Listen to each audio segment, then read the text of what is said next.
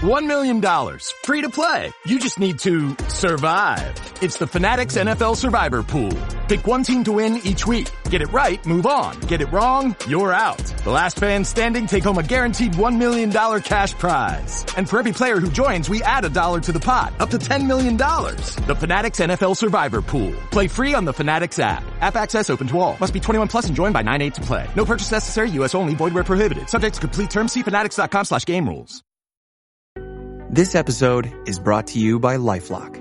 When you visit the doctor, you probably hand over your insurance, your ID, and contact details. It's just one of the many places that has your personal info. And if any of them accidentally expose it, you could be at risk for identity theft. LifeLock monitors millions of data points a second. If you become a victim, they'll fix it, guaranteed, or your money back. Save up to 40% your first year at LifeLock.com/podcast. Terms apply. It's Another Side of Midnight. Political humorist T.J. McCormick. Now, to the Bernard McGurk studios of 77 WABC. Here's T.J. McCormick.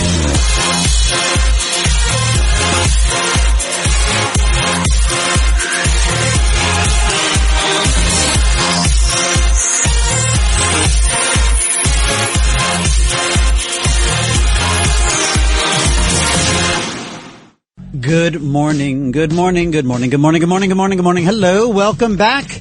It is me, it's TJ on 77 WABC. It's Another Side of Midnight with TJ.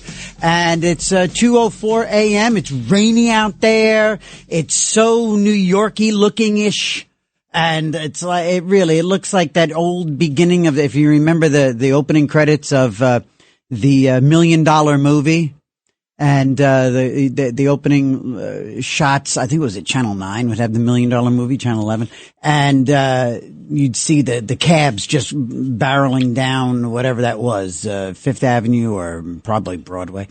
And it was like kind of a hazy kind of, that's what it looks like right now. I just love broadcasting from the corner of 49th and 3rd here in Midtown. And 1-800-848-9222, 1-800-848-9222. That's the number here at 77 WABC. And I've gotten back to normal. I'm back to normal with my weekend routine now that it's Sunday morning. Friday night into Saturday morning was a different sort of a flip for me. Not that it matters to you at all, but when you do this sort of thing, Bill and Tony will tell you, certainly Lionel knows better than any human being currently on the planet what it's like to do this sort of thing.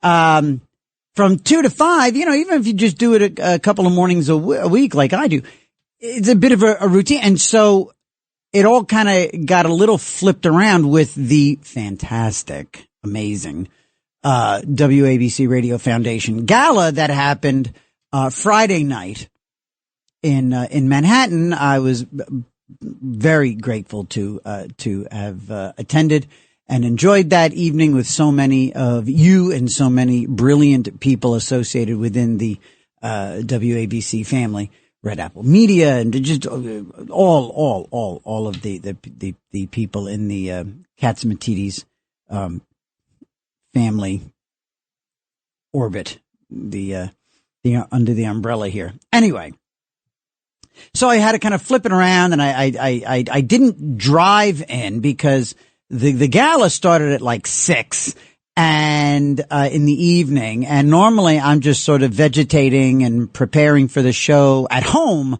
on a couch at 6 and sort of just maintaining my energy because I'm not a nap person. And that's what I normally do on a Friday. This Friday, I was, okay, so I'm here. So I took a train in, went directly to the gala, and then I walked here. And then, because I didn't have a car, normally I bop the heck out of here at 5:04. I am zippity-doo-bye, gone, and driving north. Yesterday, I had to take a train out of Grand Central. So I leave here. Instead of zippity-doo-dah, it's kind of like, all right, I got to, instead of, 5:35 is my train. And it's about a 7-8 minute walk, give or take, depending on how panicky one gets. To the train, and then no expresses, man, just locals, just a local damn slow, the slow train. Don Cornelius hosted the Soul Train. Yesterday, I had to take the slow train. Thank you. The slow train. And and that's the only choice you got. Every mother-loving stop between Grand Central and White Plains, because I drove like halfway, so whatever. So I get off in White Plains. So I've got this train that stops on every single damn station between Grand Central and White Plains, where I had parked my car. Oh God, when you want to get home, man, and normally you're zipping, through the stratosphere, and just with your car, your music, your whatever. And, anyway, so I'm walking to Grand Central. 1-800-848-9222. If you give a damn about this story, or if anything crosses your mind while I'm telling you this damn story. So I'm walking, and I zip up, and I'm on Lexington Avenue, and it is empty. It is silent on Lexington Avenue at like 5:39. I'm sorry, 5:30 now, so I'm a damn train. At like 5:09, I'm walking, and I'm wearing a tuxedo. Okay, I'm wearing everything except a bullseye. I'm wearing everything except a bullseye and a mug me, sign on my back. And I have a handsome bag, and but I'm all alone. And it's a little weird and cool. It's kind of nice if you take away the element of fearing for your life in 2025 Manhattan. If you take away the sense that you could be murdered and have your innards removed in an instant on Lexington, at Lexington and 47th. You take away that fear of never seeing your loved ones again, and it's a pretty cool feeling walking all alone in the middle of Manhattan. And as I'm getting to about about Lexington and say 47th, all of a sudden I see up a block ahead of me. I'm sorry, down a block, because I'm walking south, right? I'm walking south. So down a block ahead of me, I see like just flailing arms. I see like just gyrations and gesticulations of arms, but no sound. And then all of a sudden I hear like that. Often, and I can't see anything or anyone making that. And there's no okay version of that. There's no normal, not gonna hurt me. I don't have to run. Which direction do I? There's no okay version of when you're all alone on Lexington Avenue at 5:09 in the morning. Like that. So I pick up the pace a little bit. Feet go a little tick, tick, tick, tick, tick, tick, tick, tick, tick, tick. But I'm also trying to look somewhat collected and cool in this moment. For whom, I don't know. My own self? Maybe. All I know is I'm immediately frightened, but I don't want to look frightened to anyone who might, and there's not even a car driving by. There's nobody. I'm just putting on this show for my damn self. And, I get to that corner where I had seen the arms. And again, I don't remember seeing a body attached to the arms. I was concentrating on the arms. I don't know if I was looking for a big person or a small person. All I know is in the I have one place to go. I have to go to Grand Central, and I can only keep going in the direction of Grand Central. Okay. New York City is a grid. Manhattan's a grid. So like you gotta go north. You know, and then west. I'm sorry, south. Go south and then west. That's it.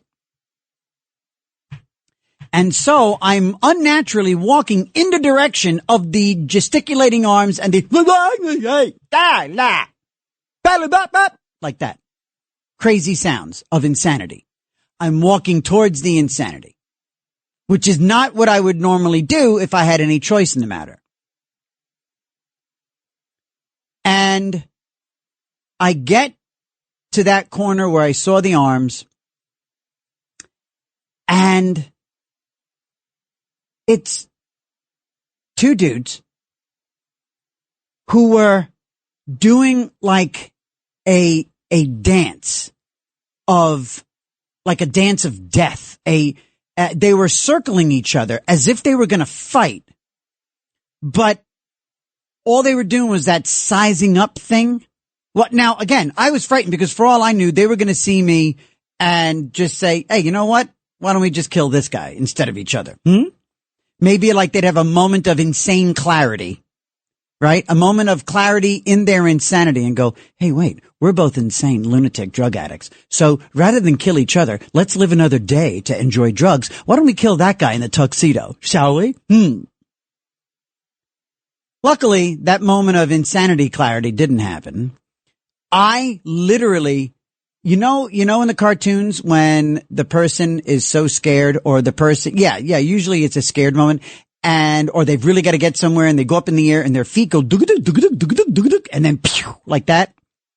That's kind of what happened to me. I sort of, as they looked at me, they kind of stopped what they were doing and looked at me. I levitated off the ground, but didn't move. I exerted so much energy, but didn't make any, I didn't progress in any way, shape, or form. I just levitated, and then all of a sudden, I'm running in a tuxedo and dress shoes on Lexington. And they gave chase for about not even a half a block, but they came after me. Couple of feet, granted, not in, they didn't get close. I boogied, and I stayed in that's another thing too, by the way. If anybody, I created such a fantastic look at this guy viral moment for anybody but of course I was all alone on the planet, but I literally boogied down the very center center lane of Lexington Avenue, because I didn't want to be committed to any sidewalk. Your host, your friend, little TJ, in an adorable tuxedo at 5:11 in the morning by then, literally running down Lexington Avenue away from two lunatics who, again, and you know what it came down to? The one thing they say, never, ever do. Don't make the eye contact. Now, I didn't make eye contact. Well, I didn't. They made the contact with me, if that makes sense. I was kind of looking in their direction because I needed to see what's going on. I see what Brian wants to say. And I don't want to hear that reality, but I'll come to it. Thank you, Brian, in advance for whatever you're going to tell me. But I'm afraid that will hurt me too. So I don't know. I definitely have to man up. Or do I? Or do I just avoid this stuff? Try to get myself to the point in my career where I can get personal security and and just keep enjoying life. Now, I'm looking out here at 3rd Avenue and I'm seeing the occasional, now there's a difference between, 2:18 in the morning now could be death time. It could be death time. They could die. Those people could die. They could be killed. It's Manhattan. I mean, it happens at 2 in the afternoon after all, but it's 2 in the morning. So there's early morning shenanigans that could be going on out here on these streets. But I don't know. All these people look very chill. They're carrying their umbrellas, which also I don't believe in umbrellas.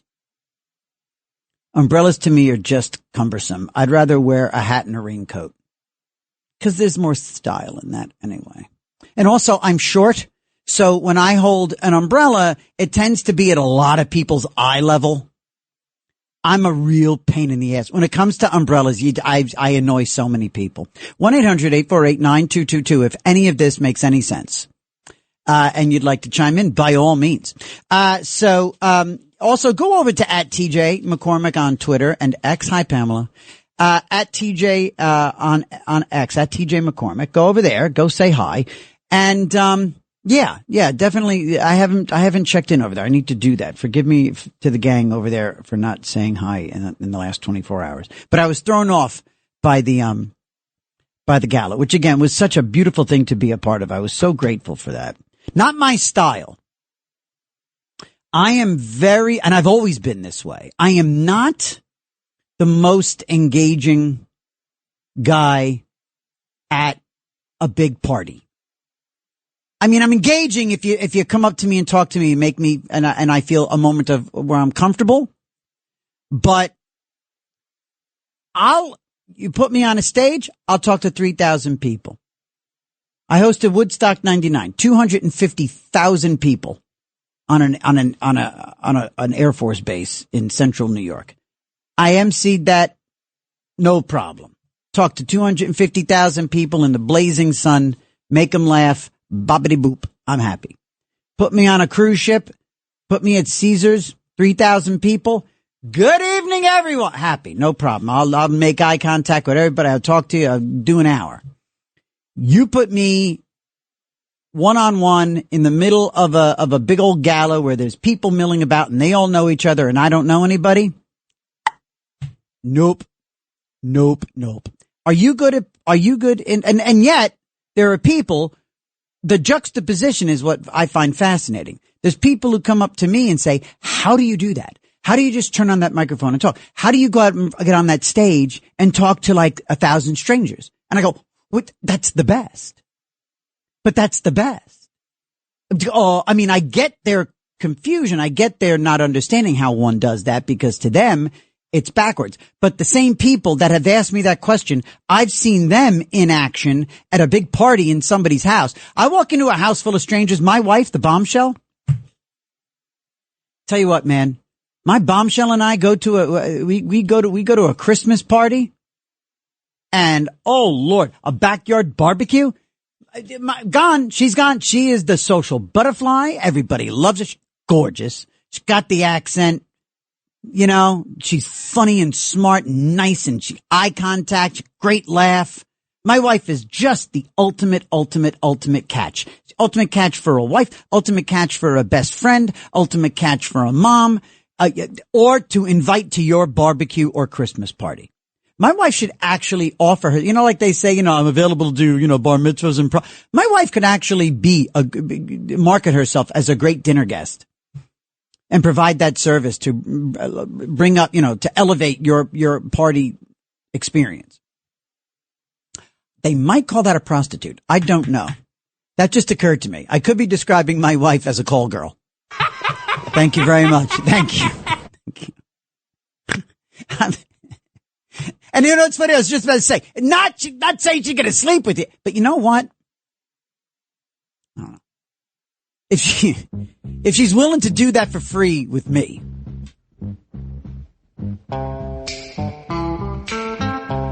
Oh yeah.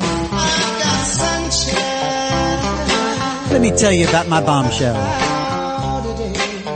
My girl, she will talk. She can sell sand to an Arab and ice to an Eskimo.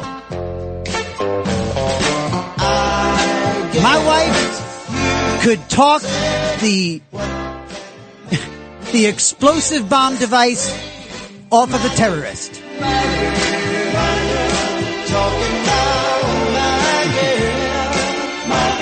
My girl could talk Eric Adams out of the mayor's race.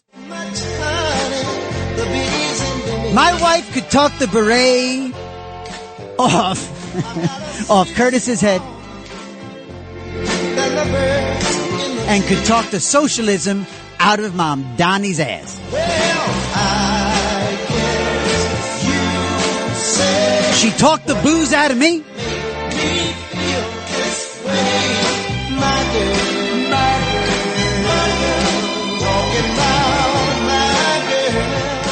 My girl, yes. So there you go, gang. Yeah, so I get so goofy at those things. I get so, not goofy like, I mean, I get all clammed up. I get nervous, and I my back against the wall. I'd rather, I walk into a house party with my wife, get me to the kitchen where I can put the chair against the wall. I can watch people. I can enjoy them enjoying themselves. Now, I'll tell you what did happen though, and this, again, another great testament to 77 WABC. Just like Bill and Tony made me feel comfortable and supported from the get-go a couple of months ago when I first started this, right on through all this, the encouragement and support from Mr. Katz and Chad and everybody here. Last night, one of the first people to welcome me was Chad Lopez, and then Ms. Kasmatides. Margot came up to me and made me feel welcome. That put me so much more at ease. I wasn't at ease, but I was getting there. And then I was making like my third lap around this gala, and just every lap I'm starting to go back into a hole, and I'm like, oh God, I'm not going to talk to anybody. Sure enough, all of a sudden I hear TJ, and it's two of the marketing staff. They have a great bunch of young people who work here. Some of them, it's their first job out of university. It's, their second gig, after their first gig, and now they're here making pushing their career forward. They make some unbelievable hires in the marketing, department here. Some of the great young people in this place. Two of them, who were there, one with, a date, I think, or one with her parents, and made me feel so welcome. And, I kind of lit up and like that. And all of a sudden I was TJ for like 10 minutes and put on a little show at a table, did my little thing. And, so then I kind of lighten up. So I don't know. 1-800-848-9222. I don't know how you are at parties. I mean, what do you have a go-to? Do you have a go-to opening line? Do you have a go-to thing? Or is your partner, is it kind of like Andy and me? Andrea, my wife, Andrea, the bombshell. Is it like the bombshell and me where you got kind of like a yin and a yang? You got kind of like a great partner in crime, a wingman or a wing woman or a wing person or a wing him, her, a wing they, them, a wing wow woo. I'm curious about that. What's the dynamic of your partnership, of your marriage when you guys walk into a couple walks into a bar? 1-800-848-9222. So we got people waiting. So can we take our break now? Yeah, let's take our break now because I don't want anybody to wait too much longer. I don't want to get a call and then take a break. So we'll take our quick break here. We got John, Brian, Pamela, and Larry all ready to go. So when we come back, we will speak to that quadruplet right there. And, so join 1-800-848-9222. It's another side of midnight with me, TJ, on 77 WABC. It's another side of midnight, 77 WABC. This is another side of midnight with TJ McCormack. Now to the Bernard McGurk studios of 77 WABC. Here's TJ McCormack.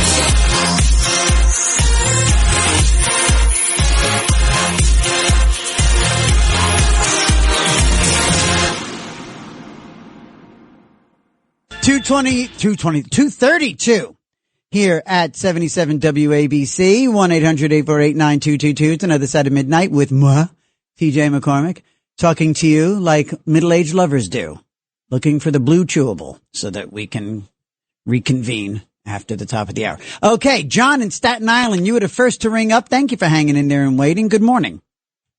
Good morning, TJ. It's been a while since I've yes. Last time I spoke to you, you were driving down to Ocean City, New Jersey for a vacation. How was that? It was magnificent. I tell you what, I felt awful because I have an Irish Catholic guilty thing.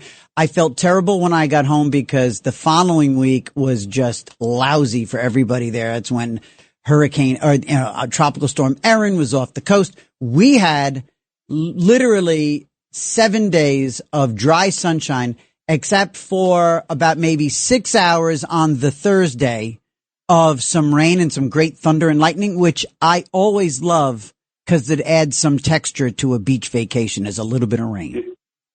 The day that we went down, which was late July, early August, I'm not going to give out the dates on air, but we were in our motel room. We had just returned from dinner at a place you might be familiar with, Anchorage.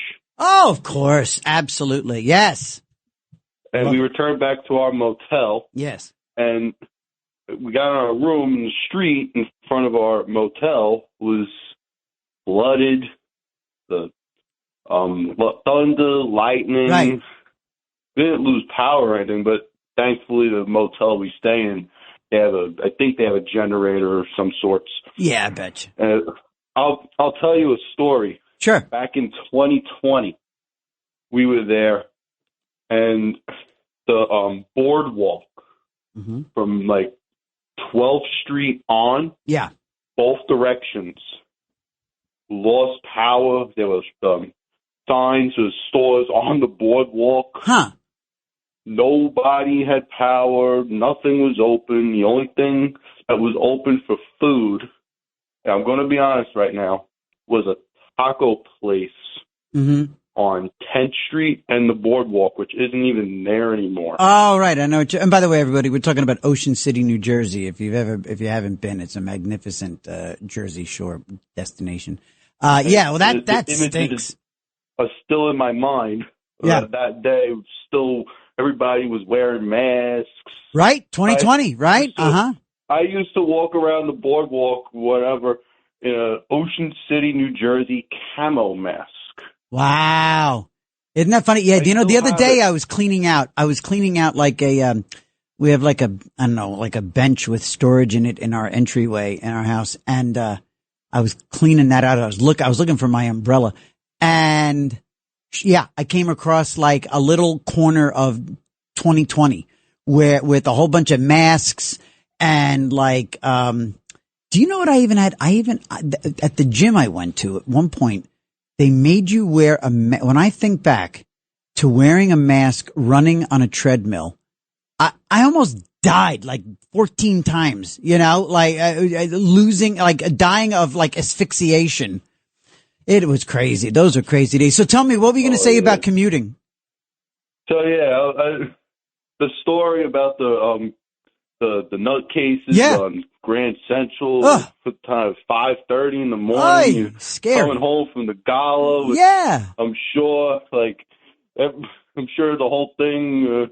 Tomorrow, Sid Rosenberg will make it all about him. Can't wait. And the only reason why I listen to this show. He's great. He was wonderful. It was wonderful to see him and get. It's always nice to shake his hand and say hi. Sid is just a legend. I never met him, but I've met Curtis before. Great. Both legends. One time I went to the grocery store. Curtis was outside with Frank Morano and Scott Lobato. Oh, wow. And, that triumvirate was talking right in the middle of the gala. Scott Lobato is one of the you're Staten Island. He's Staten Island royalty, Scott. Oh, yeah. He's, by the way, everybody, he's the artist, sculptor, painter, who is an outspoken conservative, MAGA, brilliant Brilliant guy. Hey, John, you know what? I got to jump. I got full phones and I don't want to leave anybody shorthanded. Thank you, buddy. Thank you for calling in again. Very cool. All right, Brian, give it to me straight. Go ahead, buddy. All right. I got to be honest with you. Yes. I'm a little worried. I'm worried for you. Okay. But I want to start off by saying this because Yes. this is truth. Yes. And I respect this. But I am Brian. I am an alcoholic. Hey, all right. Welcome, Brian. Hey. I had a few tonight, and I do, and I've called the show many times with Curtis' show too, and I do drink a little heavily, but I'm an intelligent person. Mm-hmm. You need some defense mechanisms, and I used to drink heavy when I worked in the city, and I would walk through a lot of bad neighborhoods. Right. But you have to have some defense strategy, even when I know you no longer drink. Well, mine is run. That's my defense strategy. Is run the hell out of it. Go ahead. You should have some kind of entourage with you. Well, that's what I'm looking for. I'm looking for some fame and some money. That's why I'm hoping I won the flipping Powerball so I can get myself an entourage and give everybody the finger that I want to give the finger to. But until then, I've got to keep it in my pockets. Okay. But you don't drink no more. That helps. Yes, thank you. And thank you for the kind words. I would drink heavily. Okay. But I'm a tall guy. I'm not a big guy. I'm skinny. I'm 180 pounds, but I'm about 6'4". Oh, wow. So that might have helped. But I would act a little crazy. Oh, really? That would scare people off. I would grunt. And occasionally I would wear a Tasmanian devil costume to turn people away. Yes. All right. Or a bear mask, or bear spray is very good too. Bear spray is good, and perhaps pretending that you're about to throw up. I think if you were to feign being nauseous, that might even cause some people to run away, or just pronounce that I'm going to be sick. Go ahead. Don't walk around like a scared white boy with a tuxedo. But I am a scared white boy. No, I understand what you're saying. Well, that's what I'm saying. I wasn't walking. I was first galloping and then running full speed. Second of all, I have no choice but to be a little white boy. Third, I love wearing the tux. So anytime the opportunity comes up, I am just going to jazz it up. I am going to jazz it up. Tasmanian devil costume. Put the Tasmanian devil costume over it. Maybe with a bow tie. Maybe with a bow tie. Brian, thank you, buddy. You're right. I got to get me some Krav Maga. MAGA. I can act like a man. Thank you, Don. I'm sorry, Don Cornelius. The slow train. Yeah, man, that train. Holy Lord. Oh my God. When you want to get home and that thing is like bing bong, next stop. Awful. Pamela, where'd you go? Damn it. Who the heck? She was going to tell me she was going to draw some comparison. Charles Bronson. Pamela, get back here. Let's see. It's 2:40 in the morning. It's another side of midnight with me, TJ McCormick, 77 WABC, 1-800-848-9222. We're talking about my scary experience yesterday morning. I'm not going to say, I was chaste-ish. But definitely my defense, some people have Taekwondo. I have, some people have Taekwondo. I have look at him go. 1-800-848-9222. Some people have, I carry a gun. I have, I'm gonna run. It's Larry on Long Island. Larry, good morning. Yes, we're also talking about how are we at parties. Go ahead, Larry. Good morning. Hey, TJ. Hey. Social phobias. Yes. I have suffered a lifetime of it. Really? And a lifetime. And here's the conflict. Okay. I also spent you as an entertainer, I spent 45 years, weekends, as a club date musician. I was on stage. I played thousands of parties. Wow. I interacted with people everywhere, all kinds of parties. But put that aside. Sure. Invite me to a party where I have to just be myself. Yes.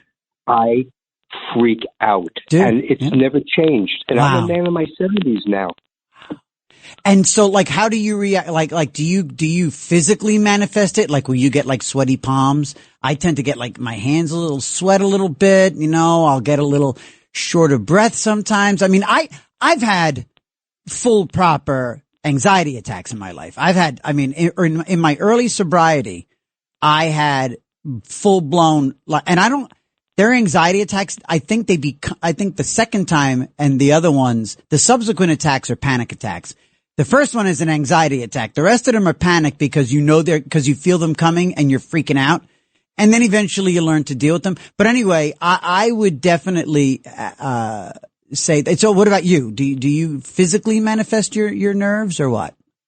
Let me tell you about anxiety attacks full blown. Okay. I went through growing up as a young man, a young kid. Mm-hmm.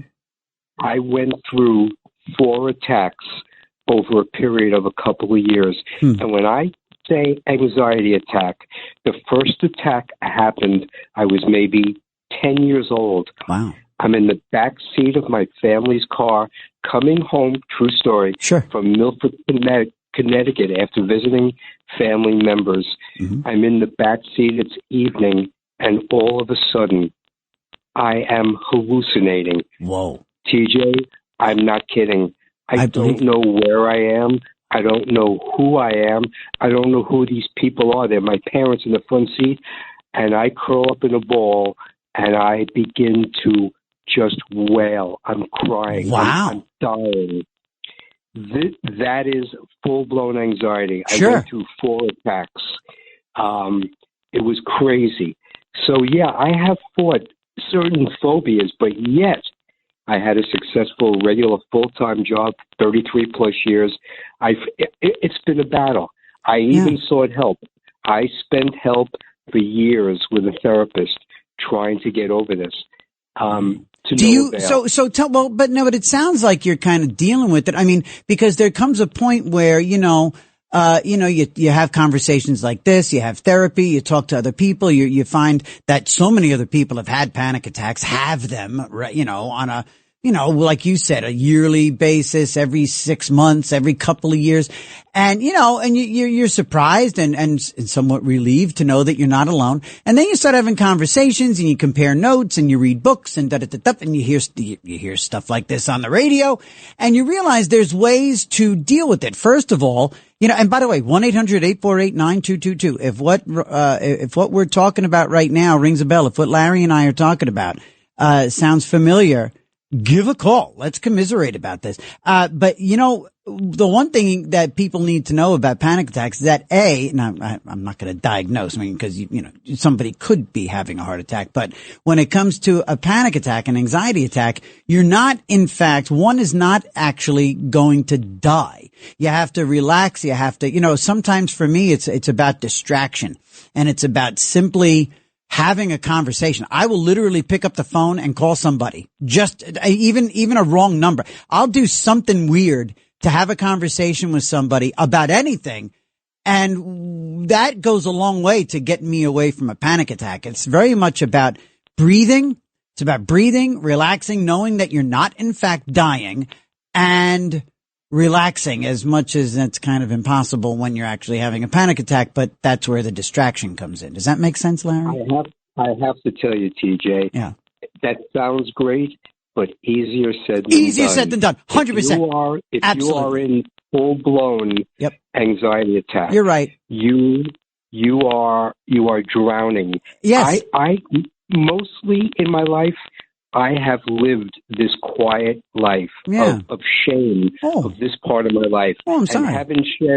and haven't shared it with many people. Most people would be shocked to know that I have suffered this long. Yeah, because I've honed my skills as far as my communication skills with people. Sure. At work over the years. Mm-hmm. But it has been a nightmare. Wow, I'm sorry. And, well, you know what? Look, kind of to the point, and thank you, Larry. And actually, good on you, buddy. Kudos for talking about it out loud, with the additional, support of, or rather the additional, cover of anonymity. Here on the radio. Good for you though. Cause you know what, Larry? You're talking that, life is shame. There's no shame in simply having, a couple of wiring circuitry issues like I do, and so many others. And artists too, man. You're an artist. You're a musician. I'm an artist. I'm a writer. I'm a comedian. I'm a talker guy. And, there's something about artists where, we get real contemplative. And that's where my panic attacks? Combination of two things. I'm thinking too much and I'm not breathing. And the bombshell, isn't this interesting? My wife, the one who's amazing at a party, the one who can walk around and talk to everybody and love everybody and be loved and my girl, that's her heartbeat too, by the way, as steady as that. That girl who can be as gregarious and everything like that in a situation like you and I are talking about that freaks us out. Now, granted, she's an artist too. My wife's a singer, a dancer, an actress, but she's also the one who notices when I'm not breathing and I'm thinking too much. She can see the warning signs in me and talk me out of my panic attacks. It's Another Side of Midnight, 77 WABC. This is Another Side of Midnight with TJ McCormack. Now, to the Bernard McGurk studios of 77 WABC. Here's TJ McCormack.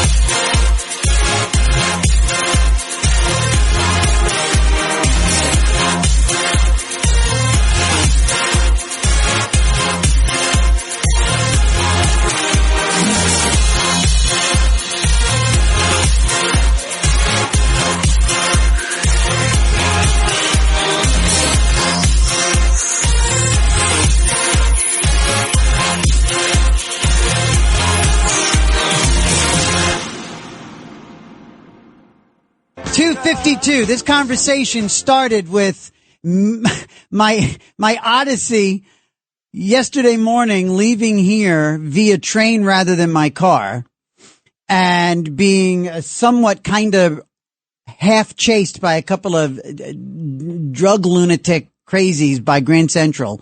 And then we kind of went on to we ended up talking about my social foibles in big gatherings, which led us to a great, very, very proud. I'm very proud of the conversation we had about panic attacks, and which is ongoing. Any of this stuff ringing a bell with you? 1-800-848-9222. Crazy stuff on your commutes, New York City, being all alone. What are you doing? You're all alone in the middle of a street. Do you walk in the middle of the street, by the way? I definitely walk in the middle of the street. Hell am I going to do on a sidewalk if it's, 4 a.m. in Manhattan, there's no cars? I'm going right down the middle of the ding dang road, and I've got my head on a swivel, and yep. So I don't know what your strategy is. Curious about that. And also, since we broached the subject a moment or two ago, have you had an anxiety attack? What's, and what is your exit strategy from an anxiety attack, panic attack? And are yours the Tony Soprano variety where you literally, spit out the peanuts at the country club cocktail party and fall over? Or, like me, first panic attack I had, I was probably a year sober. And therefore, very conscious of a lot of things, thinking a lot, thinking too much. And I remember I was like washing my hands, or I was finishing washing dishes. And I remember thinking in my mind, in a very linear sense, I had like a list in my head of everything I had to do. That I was living in Los Angeles in a new house. And part of the anxiety was the fact that our house, we were losing the value of our house was going down precipitously every day. It was right before the crash. It was during the crash of 2007. And so I'm thinking about this list of these things that I have to do, and what the hell are we going to do about the house? And I think Andy was pregnant at the time too, or just had the baby. But I was thinking and thinking and thinking and thinking and thinking and thinking, and I kept doing it. Just couldn't stop thinking. And and little did I know, I stopped breathing. And all of a sudden, my heart started racing. Bump, bump, bump, bump, bump, bump. I was wearing a crucifix, a cross. I was wearing my necklace was bouncing off of my chest. And I didn't pass out, but I went into the front room and I said, I am having a heart attack. I am having a heart attack. And and my wife called 911, and I'm laying on the floor, and 3 or 4 gorgeous firemen showed up, took my wife's mind immediately off my panic attack, and on the fellas. Hi, boys. Oh, that's right. She must have already had Millie by that point, because she was flirting with them. I don't think she would have been flirting if she was pregnant. Anyway, all right. Let's get over to Jacqueline in Brooklyn. Good morning, Jacqueline. Good morning, TJ. Hi. I have to tell you, I really enjoy your show. Oh, thank you. I think you are hilarious. Thank you. And I look forward to it every weekend. Oh, thank you. I have to ask you something, though. Yeah. Since you believe that your wife could talk Adams out of this mayoral race, yeah, that's not my concern, because Okay. I think he's going to be leaving soon anyway. Mm-hmm. My question is, Yes. can she talk Cuomo out of staying in the mayoral race? Yes, she can. Yes, she can, because being a woman, she's his type. And being that, and she's a tough broad. My wife is a tough broad. She's from Liverpool, England, and that's kind of like Brooklyn, in the sense that it's real people.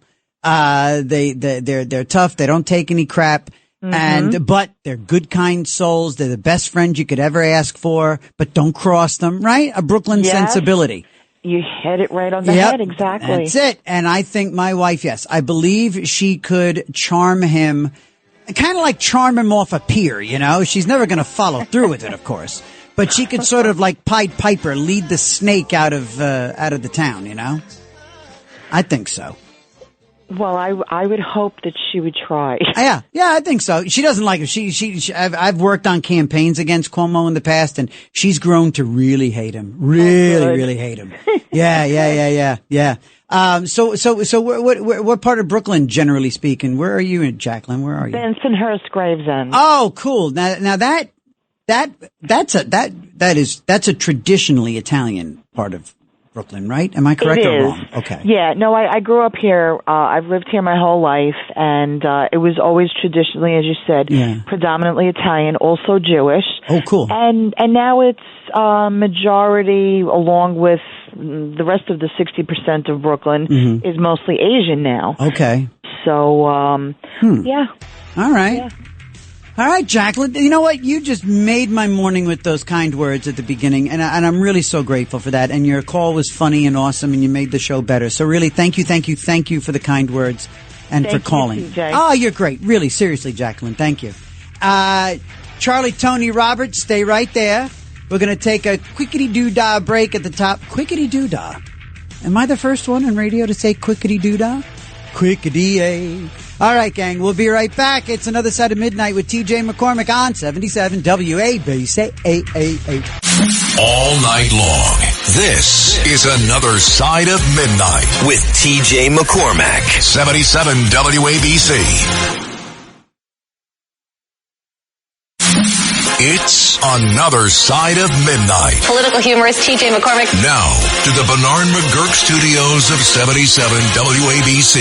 Here's TJ McCormack.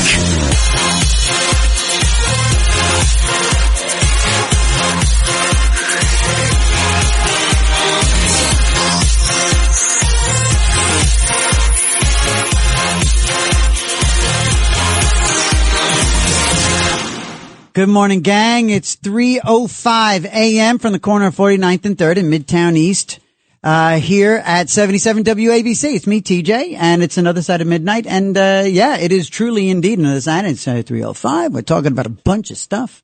Panic attacks and good loving and crazy people in the middle of the street, including the guy running away from the crazy people.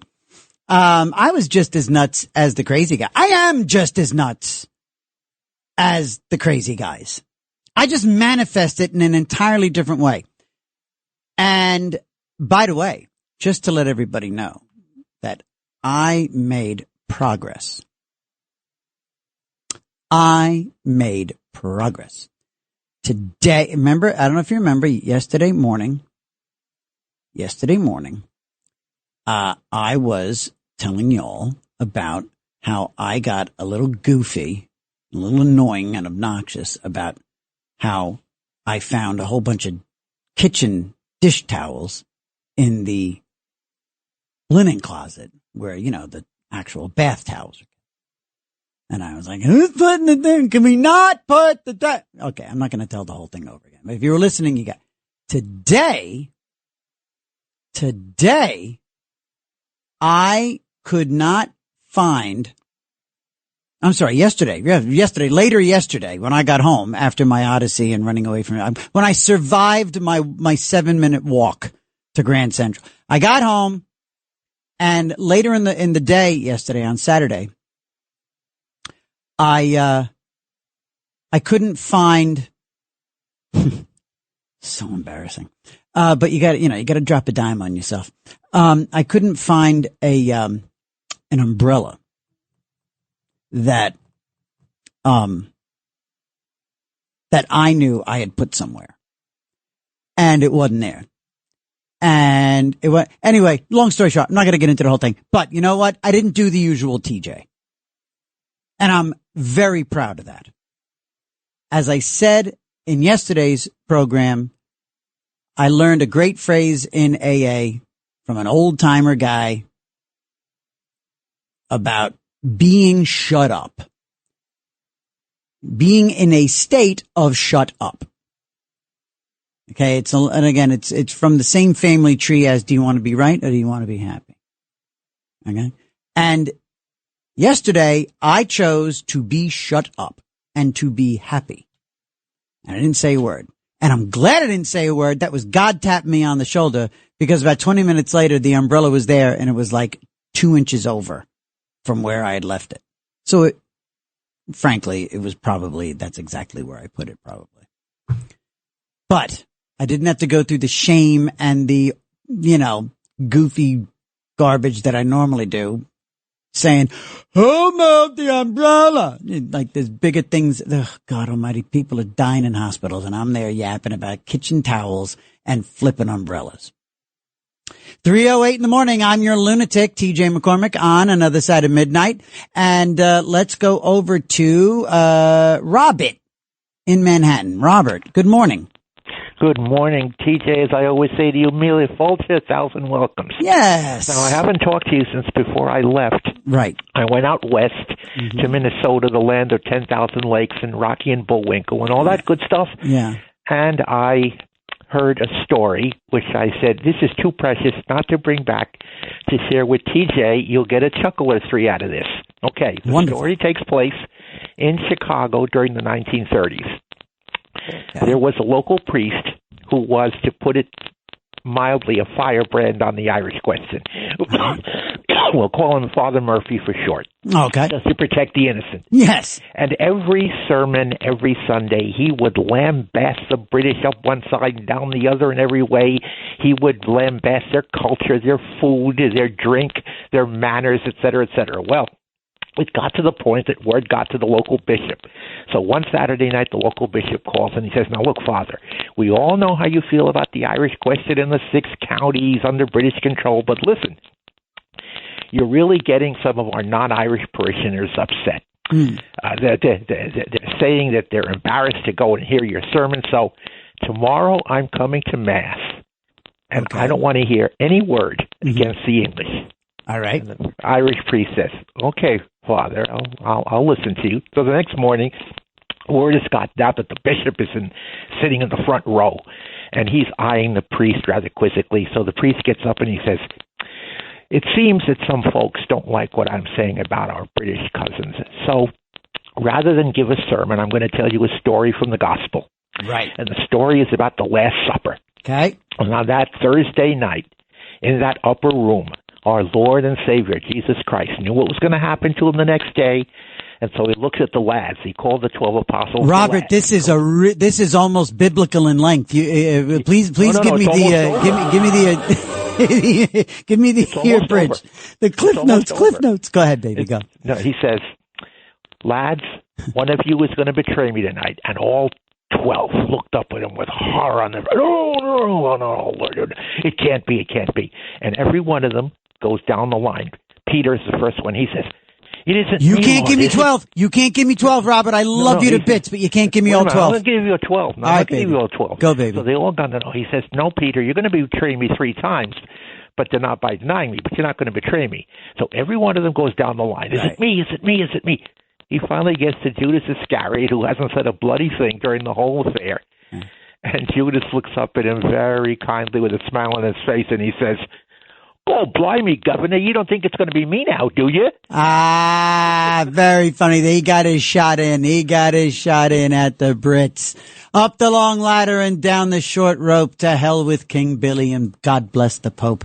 If that doesn't do, we'll tear him in two and send him to hell in his red, white, and blue. Look at that. There you go. Up the Republic, lads. Up Galway. All right. Let's see. There is Tony in Jersey. Good morning, Tony. TJ, after that phone call, I'm not sure what we're going to talk about. I have no idea. I want to start with, I loved your story about the subway. I think it's a story that really people need to hear because the subways, since I was a girl, a little weeby in Brooklyn, we were very careful not to make any eye contact. My mom always taught me that. When we took the A train going into downtown Brooklyn to do our shopping, she would always say, when you get on the subway, don't look at anybody or talk to them. But I want to just put that aside for a minute because your story was marvelous. Because number one, I love the whole scene of you in your tuxedo. I did want to say, yes, I want you to go with, for the next time you go out in a subway and you even think you go to an event and you're going to be in a tuxedo. Yes. I want you to think about a black shawl lapel tuxedo. It's something that's a bit more relaxed. It's a little more informal. Do you know that's what I was wearing? That's what I was wearing. Tony, I was wearing a shawl collar tuxedo. Now, what you also need to carry with you is the James Bond, maybe stun guns on the side. Okay. All right. I can do that. All right. And track shoes. Track shoes. I was you know what? My feet were killing me last night. 'Cause, I was wearing, nice black dress shoes and, oh boy, if I could have been in nice, comfy, oh boy, I would have made so much better time. But yeah, I was, and I do the Jerry Lewis thing. I do, yep, I was waiting. I knew it. I knew Bill would have this. TJ's walking right down Lexington Ave. Mr. Tough Guy, right? Kisses that woman on the corner. Kisses the homeless lady on the corner. Immediately gargles with Listerine. Sees the crazy guys. And just runs. Oh. Do you know what I left out, by the way? Do you know what I left out, Tony, from this story? This is what, I totally forgot about this because they didn't impact me, these guys. But at one point, Tone, as I'm walking, I was maybe, it was about a block before I got to the crazy guys that were freaking me out. But, you know how there's a lot of like moped, muggings now, a lot of robberies, guys on like motorbikes. Yeah. Two guys wearing, ski masks, balaclavas, whatever they call those, ski masks on two little unlicensed mopeds. Like really like loud ones too, came riding down Lexington Avenue, going in the proper direction, going south. And then all of a sudden they stopped, they turned around and they talked to each other went up onto the sidewalk, talked to each other and then revved up their bikes. This, you know what, gang? I can't believe I left this out. I think I was really truly scared. Because I thought for sure they were about to like literally just come right at me and take all my stuff and then bolt. I think I really did have a kind of a mini panic about this. That's the only reason I can imagine that I forgot to mention this an hour ago when I first started telling the story. And they ended up, they must not have seen me flying the wrong way up Lexington Avenue. They headed north. If only I had like a set of skis. Or a ski lift, or something like James Bond would have had. Or if I had some olive oil or grease, I could have just thrown it into the middle of Lexington Avenue and watched them skid and slide, all because TJ was on the job. I got to admit, I don't look anything like Sinatra or Jerry. I look like, you know what I look like in a tuxedo? I look like I look like I should be like, I look like a waiter at a deli. No, I'm kidding. I look great. I'm kidding. I look fantastic in a tuxedo. I think you look great. Thank you. My favorite James Bond was Roger Moore. But mine I think too. You look great. Oh, thank you. I think you really set the tone for how to escape the mayhem in New York City, looking famous and amazing. Yes, and that's Tony, you, TJ. Awesome. Tell you what, Tony, you make it. I tell you, you and Jacqueline have literally lifted me this morning. I am so grateful, and I'm glad my wife is sleeping because she'd be giving me an earful about these women charming me. You make me really happy. No, thank you for the kind words, and the fellas will tell you I mean it. I'm really grateful because that really gets me going. So thank you so much. You're lovely, and you're a poster child, TJ. Keep it up. You're the best. Bye. Thank you, Tony. Good night. Good morning. Have a wonderful day. Thank you. 3:17 here on another side of midnight. Let's get over to Charlie in New Jersey. Charlie. How you doing? I'm good. Better now than you were doing last night. Listen, yes. Bill O'Reilly advertised on his program. He's a programmer earlier at 9 o'clock at night. Mm-hmm. During the week, he advertised for this thing of Burnett guns. Yes. It's not an actual gun, but with bullets in it, but it has these pepper balls, these balls of pepper spray. Yeah. And you can buy them with a holster or whatever. But I mean, I just think it's rotten that you even have to put up with that in the city. Isn't that crazy? Isn't that crazy? Yeah, I'm glad I moved out. I moved out of the city a long time just because I don't want to deal with that nonsense, and the politicians don't care. And it's just it's sick. It's sickening, and you really don't want to get in a fight with these guys because these people are nuts. They have nothing to lose. They're homeless people. Yeah, and a lot of these people carry weapons. They carry knives. Sure. Oh gosh, Charlie. It's dangerous as hell. And my wife. I used to be where if I would let her know if I was getting on this because again we're suburban. We live up in Westchester, so when I do the subway and stuff. I tell her I give her a call when I'm done.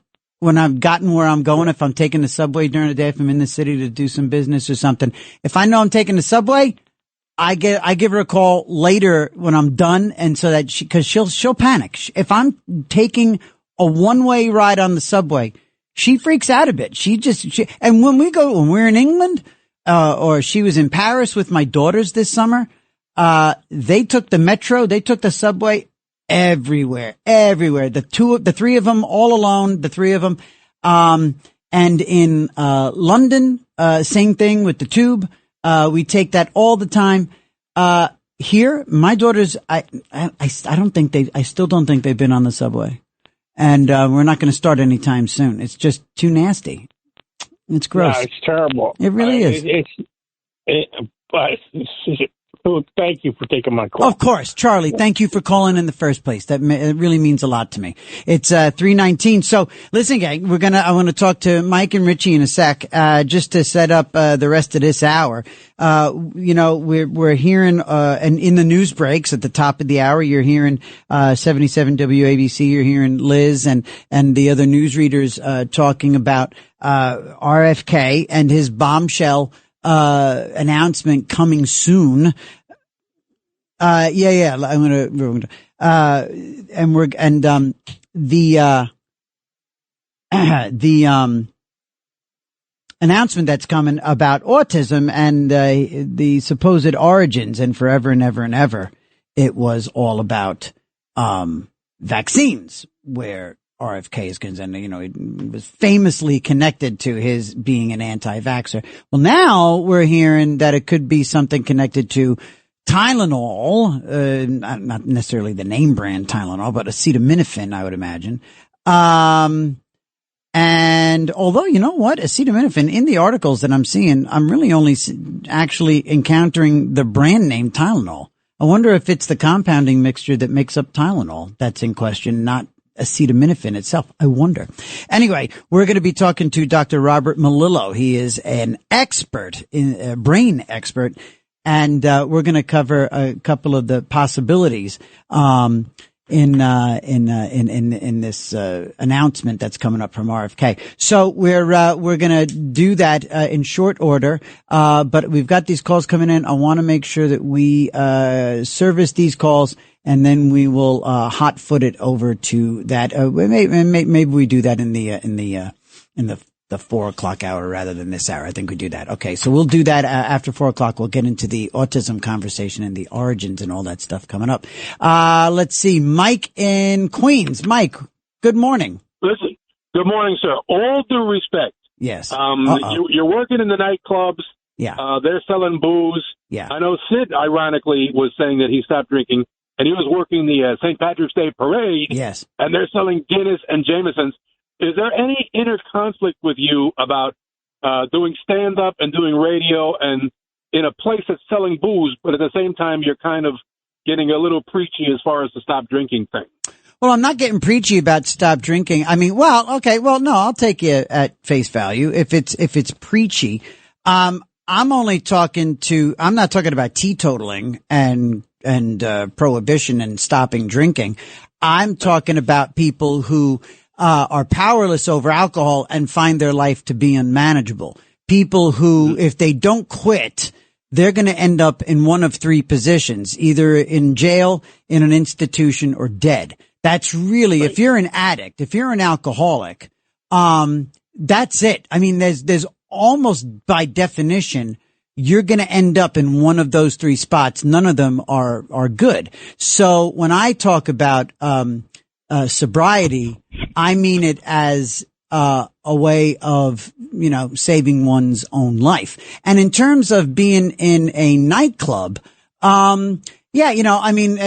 conflicted? No, because there are normal people who are not powerless over alcohol and, really, their lives are not unmanageable. They can drink one or two. For me, and again, it's another saying or a phrase, so I'm sorry if it's boring to hear it again, but when you're an alcoholic, Mike. No, I'm just trying to be straight, because, you do a stand-up routine, you see people ordering, Cipriani, it's home of the $26 martini.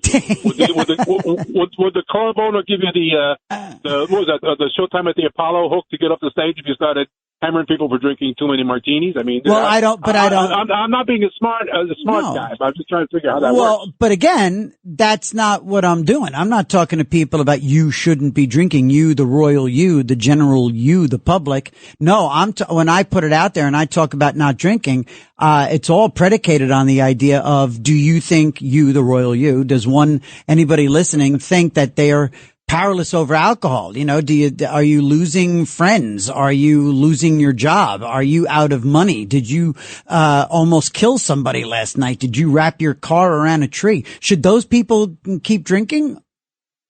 I don't think so. But, yeah. The other thing is, I just want to say, when I lived in Manhattan, I never had a drinking problem because there was like a bar in every corner. You know what I mean? That's another thing. Plenty of opportunities. Yeah, you might want to change your geography. If I may, I still have a drink, but I stopped drinking, if there is such a thing. Sure. And the thing I narrowed it down to was the only thing I can really drink now is Grey Goose and dry red Spanish wine. Does it make it a Rioja? As to what does it make a difference as to what type of liquor you're ingesting? Because I know I can't drink beer. If I drink beer, I become a complete balloon head in the course of 5 minutes. So, I look like Teddy Kennedy on steroids, That's a balloon head indeed. That's Thanksgiving parade, material. Yeah, no, yeah. I think booze is booze. I guess different booze. I think the difference in my experience was the degree of hangover. Good tequila. I could wake up and go right to church.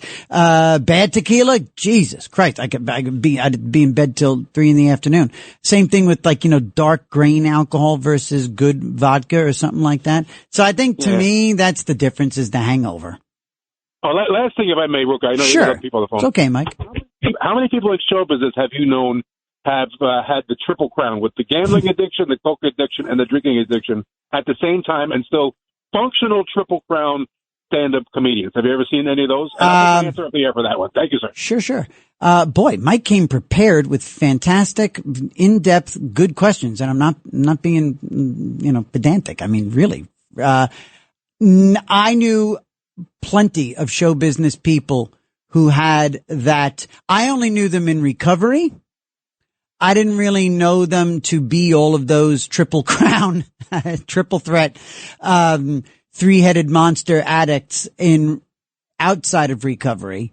I knew, because I didn't really know what know people's addictions necessarily, other than ones who were famous for them. But in recovery, and listening to people's recovery, and I got sober in Los Angeles. So, when in Rome, when you get sober in LA, you're in meetings and you're in recovery with a bunch of show business people, many of whom were very damn famous, some of whom are not alive anymore, that I knew from, and were friends, who passed away, some famous and some pretty recently and famously. Who never quite got it, and it's a shame. But anyway, yeah, I did know a few people, certainly the two-headed monster, Coke and booze. Coke and booze. Oh my God.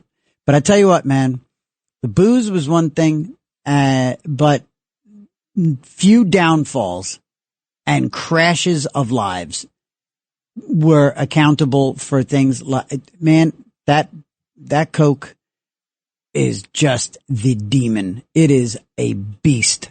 I saw entire fortunes lost by men and women, and careers absolutely just eviscerated because of Coke. Like quickly. I mean, it's like rapid. It's like, holy God, what the hell? And the behaviors and all the, oh my God, coke. Wow. But, I'm trying to think. You got me there about the gambling, the booze and the drugs. Some sex addictions and booze and drugs. There was that going on too. All right. On that happy note, let's see. It is 3:28. We'll take a break and we'll come back and we'll talk to Ron and Richie.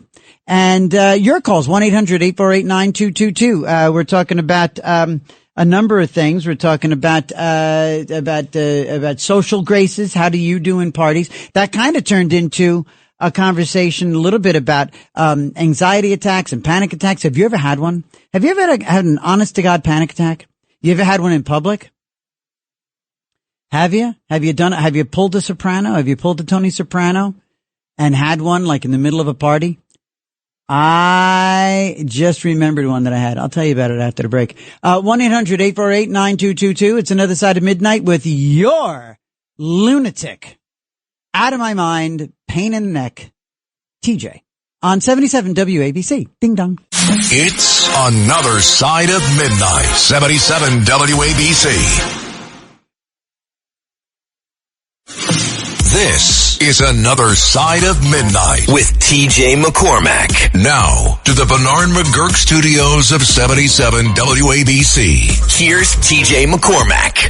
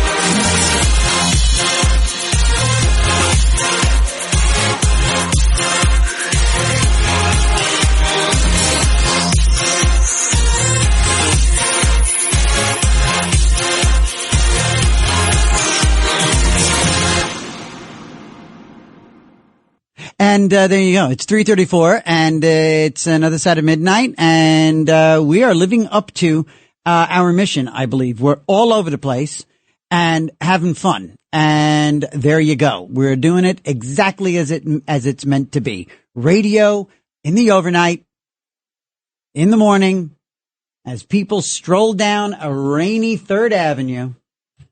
Love it. Love it, love it, love it. Perfect. This is perfect. right here. This is it. Breaking down the lyrics of a song where the music, the heavy metal rock music, just does not fit the lyrics about, can we all just get along? I mean, it's a heavy metal version of, flipping Kumbaya, sung by a lunatic drug addict who, got sober. There you go. Richie in Putnam County, you've been hanging on for way too damn long. Good morning. 7 minutes till Christmas. Oof. Yeah, man. Well, you walk down the block.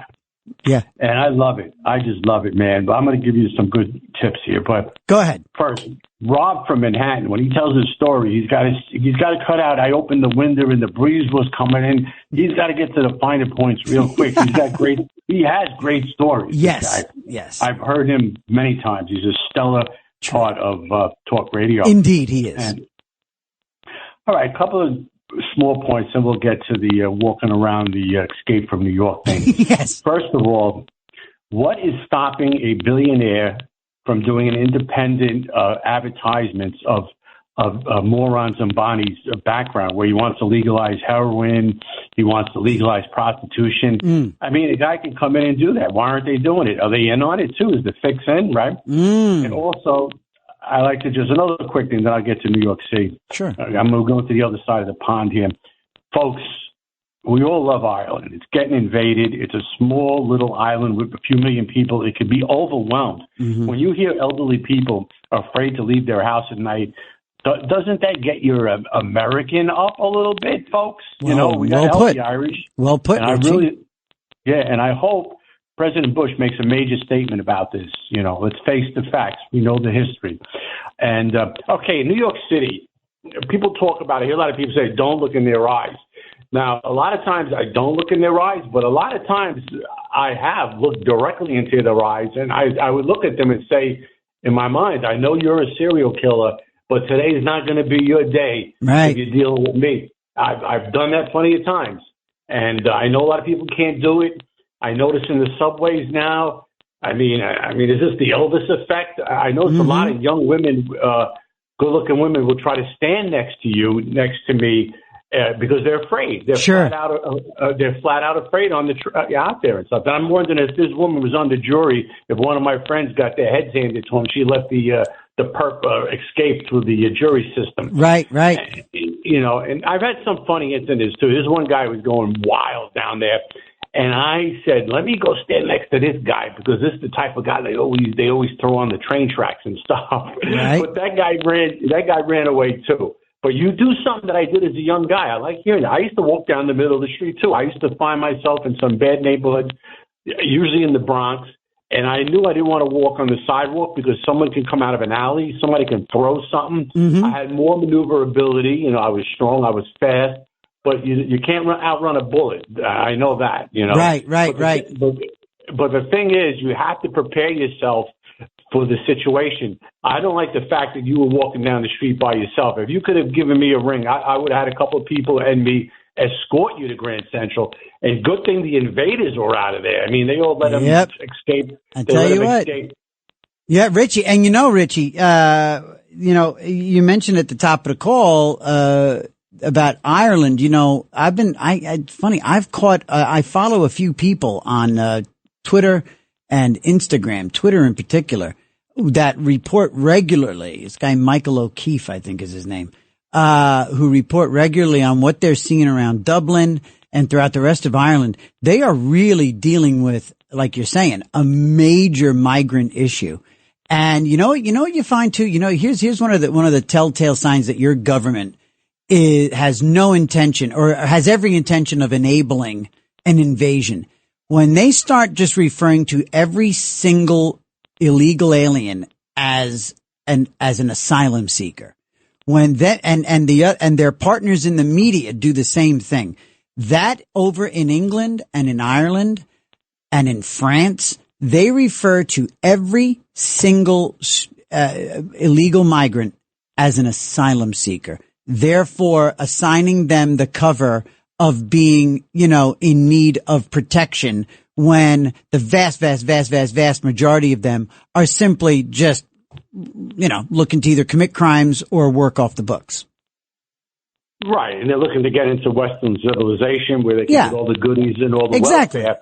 And they're also, the people should know, they're being flown into Ireland. They're not all showing up on rafts. That's the biggest nonsense I've ever heard there. They're being flown in there from all different parts of the third world, and Ireland's being invaded, and the good people of Ireland have had enough of it. I mean, I wouldn't have enough of it for one day, but they're starting to get mad. They're starting to respond, and their own government is turning on them. They have what's called hate crime speeches, where you can't, if you have a disagreement or you voice your opinion, they want to sanction you and put you in jail. Oh, yeah. They do that in London. Yep. That's insane. Yeah, we're going to, you know what? If I get a chance, I'm going to talk about that this morning. I touched on it, yesterday morning. Yes, the British comedy writer, who now lives in Arizona, he posted about 3 tweets in April about trans people and one trans activist in particular, and made some strong comments, some opinions. He expressed opinion about a trans activist, and when he returned to England earlier this past week, he was arrested getting off his plane at Heathrow Airport by armed police, which in England is saying something because they don't all walk around armed. Richie, thanks for calling in, buddy. As always, that was a cool call. Let's get over to Ron in Stamford. Ron, good morning. Good morning. How are you, sir? I'm well, thank you. Great callers. Good. So we're going to be going all over the place. Going to pull you back in the direction of metros, subways, undergrounds. All right. All right. I mean, I've been fortunate enough to have been all over the world and have used these systems, like you said, Paris, London, Hong Kong, Singapore, cool. Tokyo. Wow. I want to go there so bad. Oh yeah. Well, if you go, you definitely let me know, and I'll give you some tips. Great. But in the meantime, sir. I mean, you get on these things, and you feel totally at ease, totally safe, and then you come to New York. Right. You got to have your head on a swivel. Mm-hmm. And I mean, I'm talking about walking down the streets of Hong Kong at 2-3 o'clock in the morning. Right.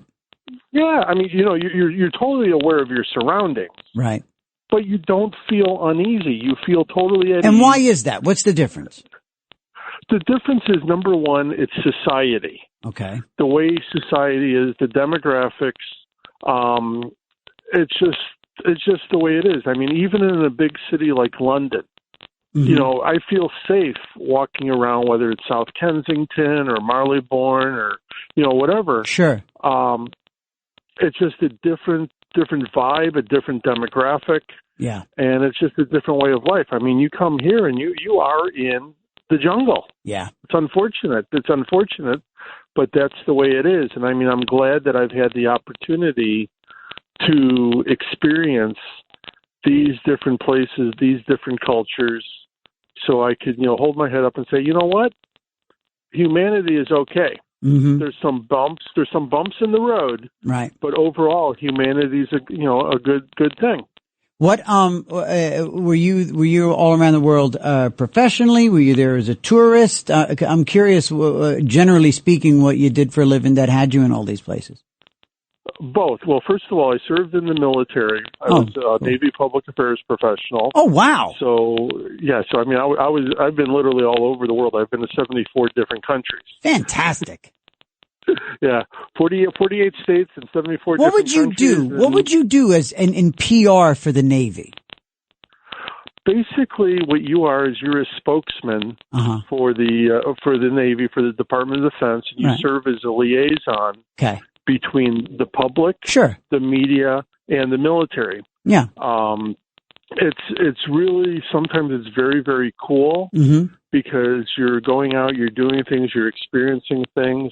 The best example that people might come into contact with is right here in New York. We have Fleet Week once a year, bringing a couple Navy ships. Sure.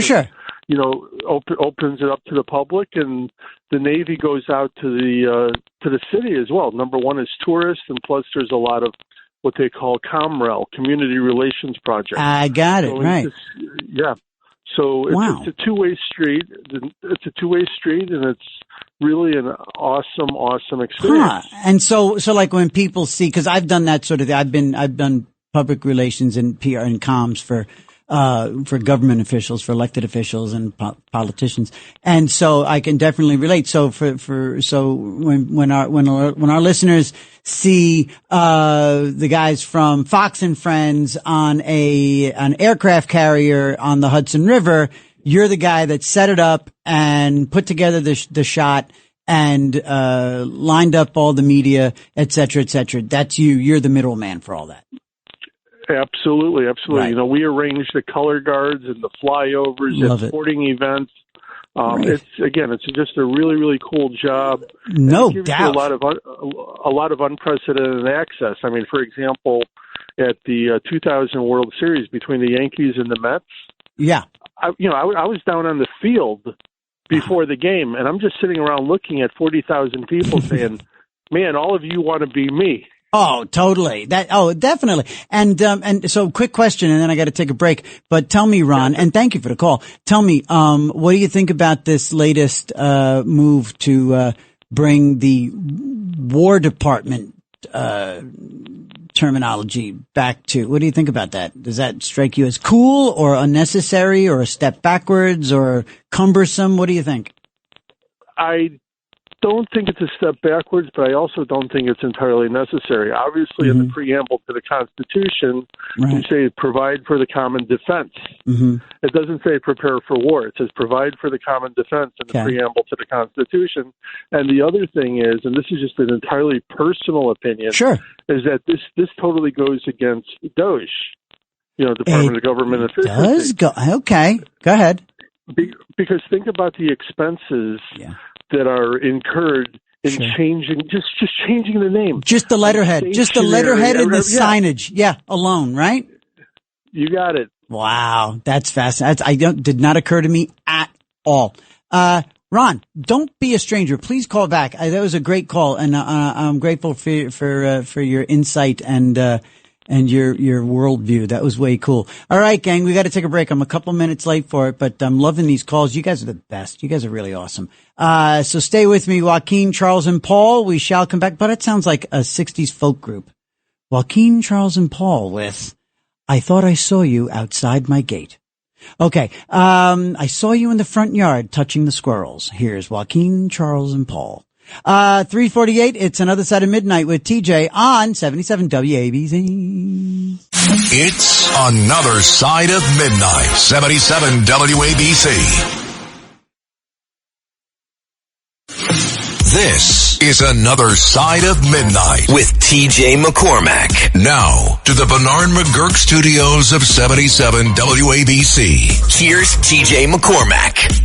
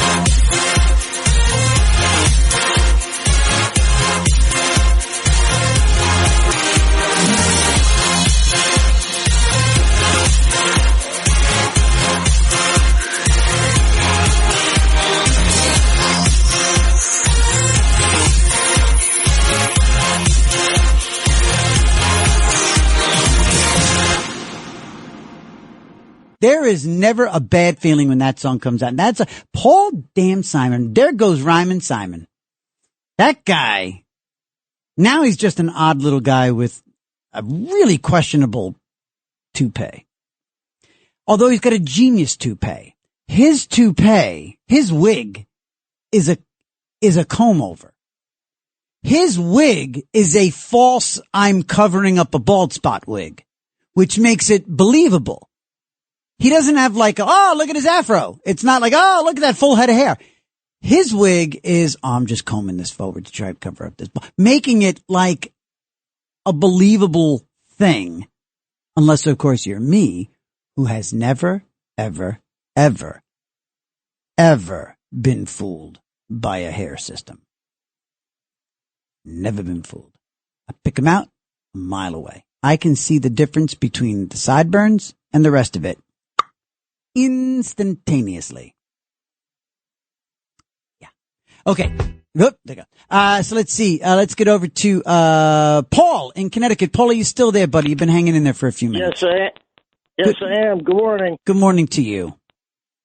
Hi. I was going to talk about early recovery from drinking. Okay. You know, I talked to you about a month and a half ago. Yes. And, said I was considering stopping again, giving it another shot. And I went and checked myself into the hospital.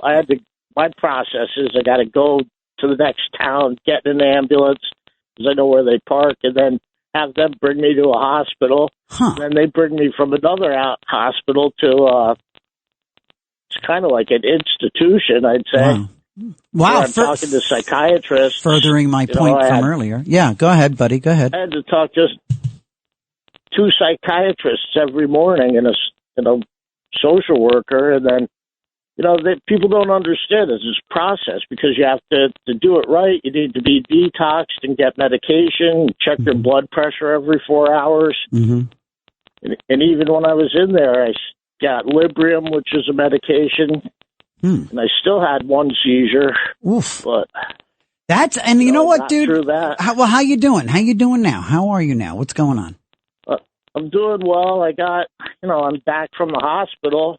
They discharged me back to my home, so I'm home now. Are you drinking? But no. They have some medicine. Medications for high blood pressure. They gave me something for anxiety. Mm-hmm. It's not Valium or Xanax. It's not like a benzodiazepine. The benzos. Yep. I had to step down off of those at one point before I got sober. So you're doing okay. So what are you doing in terms of maintenance for the not drinking? Do you 12-step this? Do you go to meetings? Not yet. I should. That's the part, where you talk about going to meetings where it can be helpful. I had to decompensate for this last week, and then maybe I'll see how it goes if I can get to 1 or 2. And transportation's difficult where I live. I see. Okay, so you're not independently mobile. You can't jump in the car and go somewhere. Right now. Yeah. I gave up my car when COVID. Got that. I had a problem with a car, and then it was just getting to be more and more repairs. Every time I turn around, they want another $1,500. Oh, I know. Didn't have it after a certain point. Sure, of course. And so, all right. So you went into, and so what was, so your day to day in the hospital was really just about literally cleaning yourself out and cleaning up a little bit and stabilizing yourself. Yeah, it was.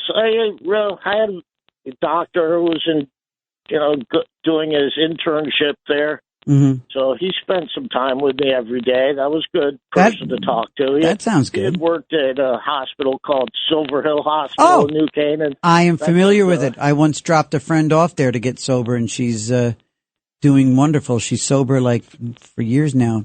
Silver Hill Hospital is a great place in Connecticut. But the other thing is people don't realize that the expense just to keep me in these places, it's like $2,000 a day. Mm. If it's private, like Silver Hill, they're just trying to get people to pay cash $50,000 for a month. Yep. My insurance covered where I was. Oh, that's good. You're lucky there, dude. But I see it at all in there. You see the inner city people, the girls with I know on their wrists. I know, buddy. Can be grateful that things aren't worse. Yep. And you know what? You just said it too. It's like, that's where I got to start. I mean, and by the way, gang, normally, we get real, and again, the phones are always open to whatever, anybody, and I'll never ever turn down a call about recovery. That's why when I saw Paul come up, I made sure we got over here. But normally, Saturday mornings, we definitely always talk about recovery, but we'll talk about it anytime anybody calls. But Paul, you just said the golden word, man. It's all about gratitude. If you're in gratitude, you're going to find that desperation to stay sober. If you're grateful for that, and you just nailed something grateful. You weren't in that hospital with slit wrists and, a propensity to kill yourself and having put your family through that kind of thing. You got stuff to be grateful for. And that's another reason to stay sober, is that you got stuff to live for and you're in a good spot right now. It's another thing too. You're at a clean slate right now. Now you can, if you don't drink again, you don't drink again. You're sober and you can do it. That's right. I try to keep it up, and I know they say keep coming back. Yeah. Some meetings, but you know what, man? You don't. And here's the thing: you know now that you don't have to drink. You know now because you're alive. You've been alive without booze in you for some time now. And you and anybody out there who might be struggling or thinking about it. And I got to go, Paul. So listen as we hang up and say goodbye. But everybody listening, right there's Paul, living proof. Having come through it on a chemical level, I never had to detox. He just went through detoxes and had a brief encounter with a seizure. But he's not drinking right now. You don't have to drink, and you can do it. We'll talk to Charles and Joaquin, and then we will talk to Dr. Melillo when we come back here on Another Side of Midnight. It's coming up on 4 a.m. on 77 WABC from 49th and 3rd in Manhattan. All night long, this is Another Side of Midnight with TJ McCormack. 77 WABC. It's Another Side of Midnight. Political humorist TJ McCormack. Now, to the Bernard McGurk studios of 77 WABC. Here's TJ McCormack.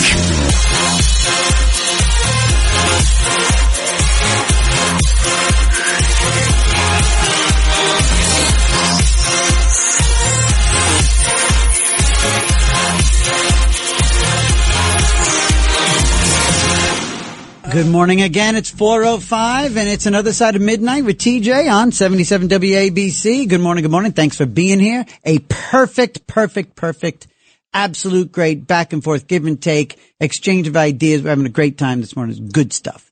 And in just a few minutes, going to talk to Dr. Robert Melillo about the upcoming announcement about autism. There's a little bit of a conspiracy kind of thing cooking there. So it's definitely, good stuff for this audience. And just want to talk to Charles and Joaquin, Joaquin's been waiting a long time. Joaquin, good morning. Welcome back, brother. Hey, good morning, TJ. Good morning. Yeah, I had a fantastic night of karaoke. Oh, did you? As a matter of fact, I every Saturday night I do karaoke. What's your song? What's your go-to? All right. My go-to, I always start off with Johnny Cash, Folsom Prison Blue, because that's the one I just nailed. Okay. Completely biased. Actually, they had me AC/DC, Thunderstruck. I was the first one. Then the Johnny Cash.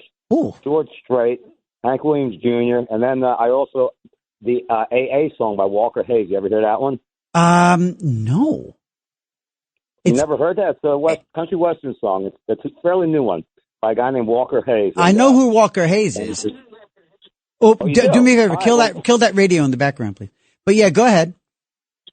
Yeah. So you got to check that song. As a matter of fact, there's a line you might like. Trying to keep your wife from figuring out that you married up and she married way down. Yep, that's definitely the case. Yeah. And I actually do miss being able to gargle with a little tequila sometimes, especially when I go do AC/DC song. Dude, AC/DC is not. They're all high notes if you're doing it right. My God, my go-to karaoke's are. And I tell you what, I got done wrong by a karaoke track about 2 months ago. because almost every single karaoke track, my first go-to is always Great Balls of Fire, Jerry Lee Lewis. And, it's always, as far as I know, in the key of C. Not that my wife is a classically trained singer. She knows that stuff. I don't. I just know that the standard, Great Balls of Fire is C. And I was at a karaoke. I was at a party and there was a band playing, and then they turned on some karaoke during their break, and I had a big table of family and friends and some people who knew me from show business. And I got up and I said, let me do Great Balls of Fire. Let me knock them dead. And then let them show. Oh God, TJ can sing.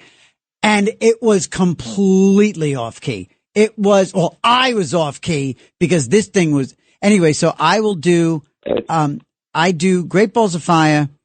I do, Me and Julio, Down by the Schoolyard. All right. I do that one. I like kind of, non-typical. And then I will, also do, there's another, I'll have to remember it. Anyway, what do you're not calling about this. So tell me. No, I'm actually not. But, you know something, there's different companies that put out different versions. So it's not your fault, because there's some that are right on, and then there's some that are, off. Yeah. And you get up there and you don't know it, and the next thing you know, it hits you by surprise. Drives me nuts. Yeah, and actually another side note too, Robert F. Kennedy was so spot on, man. Every time they threw a dart at him, he had a sharp answer for him right away, and I'm hoping that, we can finally bust through this medical big pharma, industrial complex, so we can actually make choices for ourselves. Absolutely. But, I had a panic attack. I was 28 years old. So my wife was actually pregnant. She was just about to hatch.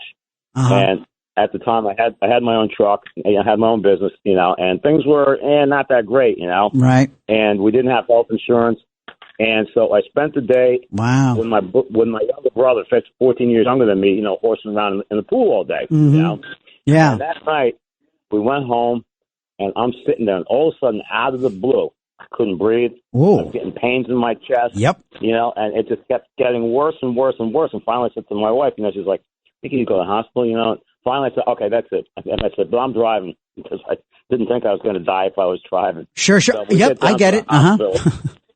We get down to the hospital, and we're walking across the parking lot, and some, family members, distant family from her side, they come walking out, and they go, oh, you do? You're going, congratulations. I go, no, it's for him. Say, no, I think I'm dying, but thanks anyway.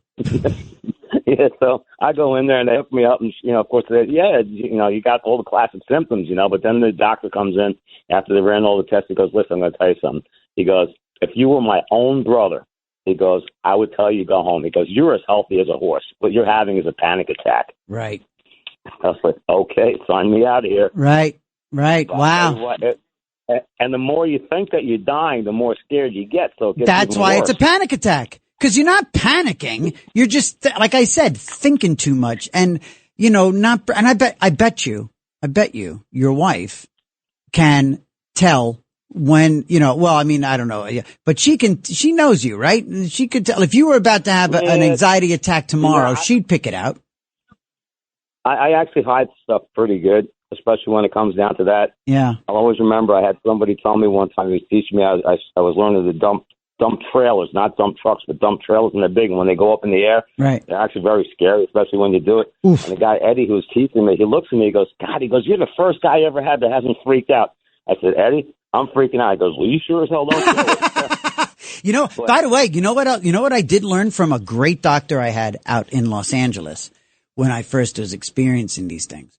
One thing I learned about, if you ever experience a racing heart, if your heart is racing, if anybody listening has like a crazy racing heart, and because you're panicking, because you're freaking out, or you're just whatever, if you find yourself with your heart racing, I mean, certainly don't just do this. If you feel you need to call a doctor. Okay, make sure I say that. But what he taught me was you take your two fingers and when you're like going to like feel your pulse on your neck, you find that artery. What you do is you massage that. You sort of just do a circular. Fascinating. And this next one's gonna blow your mind. It's crazy. So that first one, I did it. I'm telling you, man. I didn't have a panic attack. Well, maybe 2 weeks ago, but I was driving and I just felt my heart start to race. I was certainly thinking too much and probably not breathing, but my heart started bumping up. I'm like, Jesus, why now?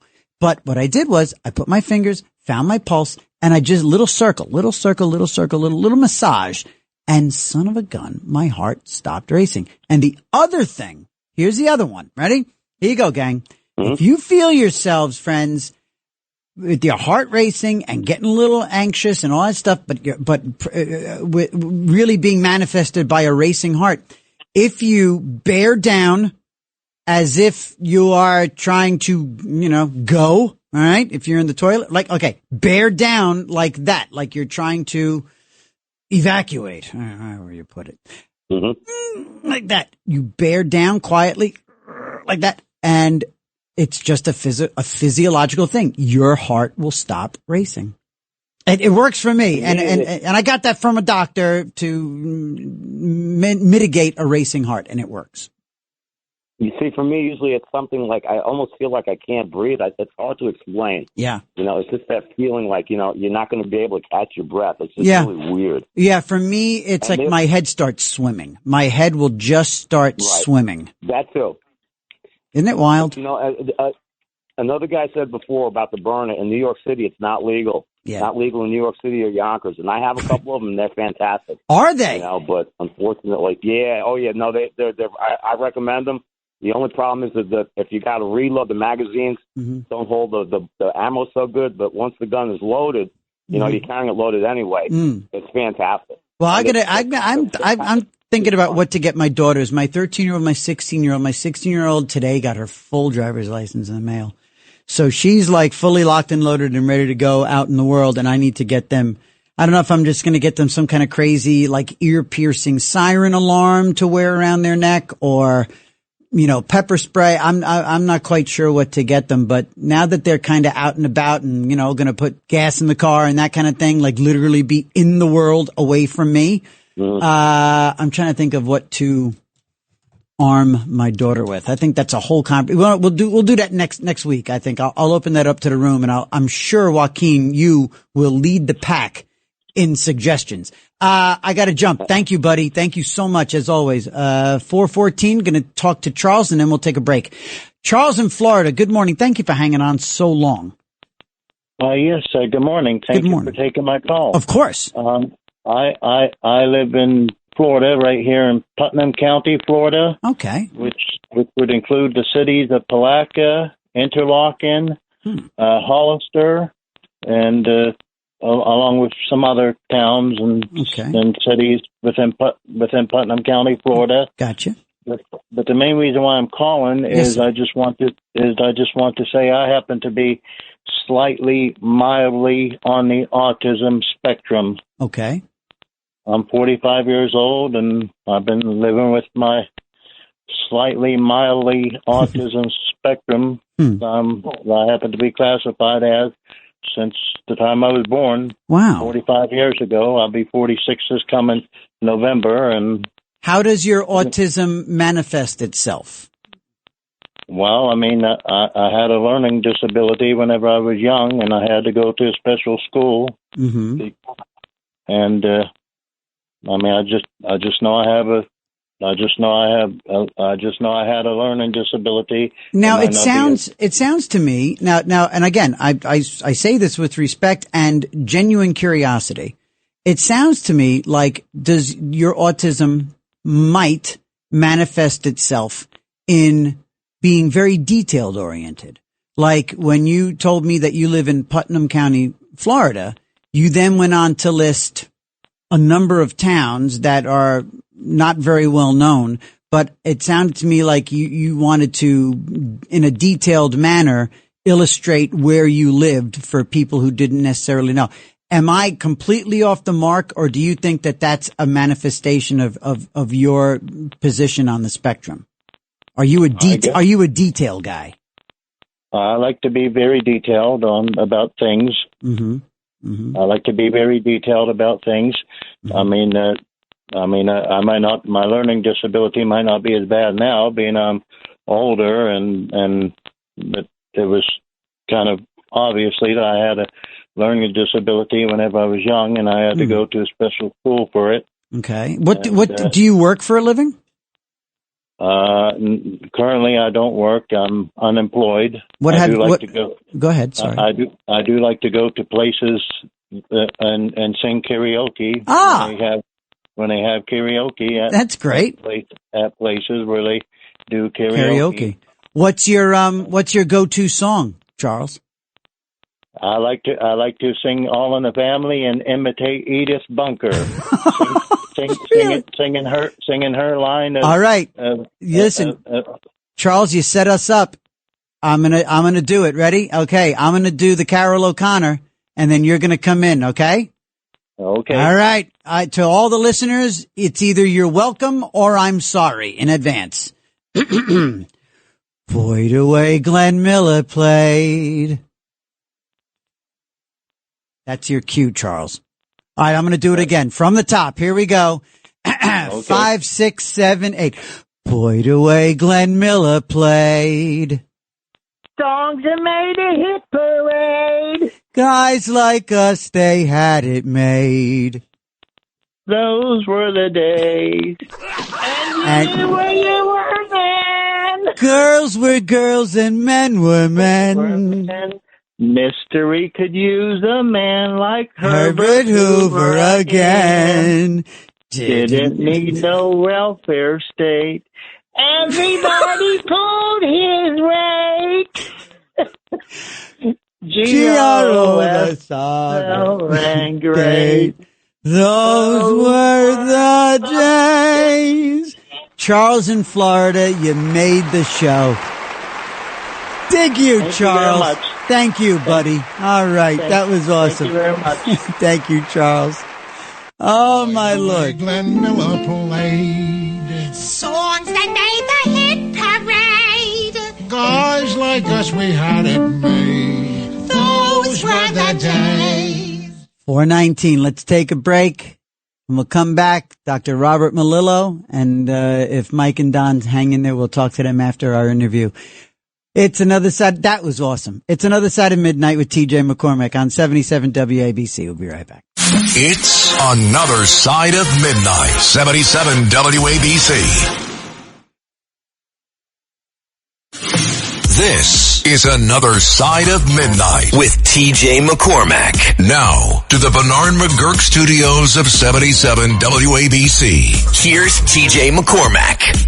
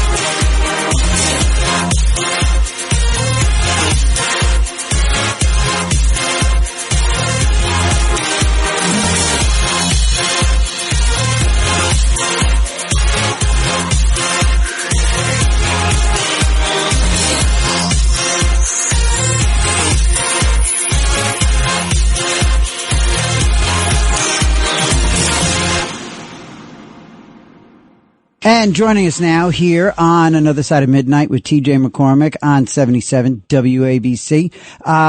We are going to speak with Dr. Robert Melillo. Robert Melillo is an autism expert, and very happy to have this neuroscientist on our show. So we're going to get a proper conversation about something that is flying all over the internet, all over cable news. Everybody is talking about these new findings that we're supposed to be hearing, these bombshell reports from RFK Jr. In the area of autism. And everybody's become a bit of an expert over the last 10 and a half years or so, it seems, Doc.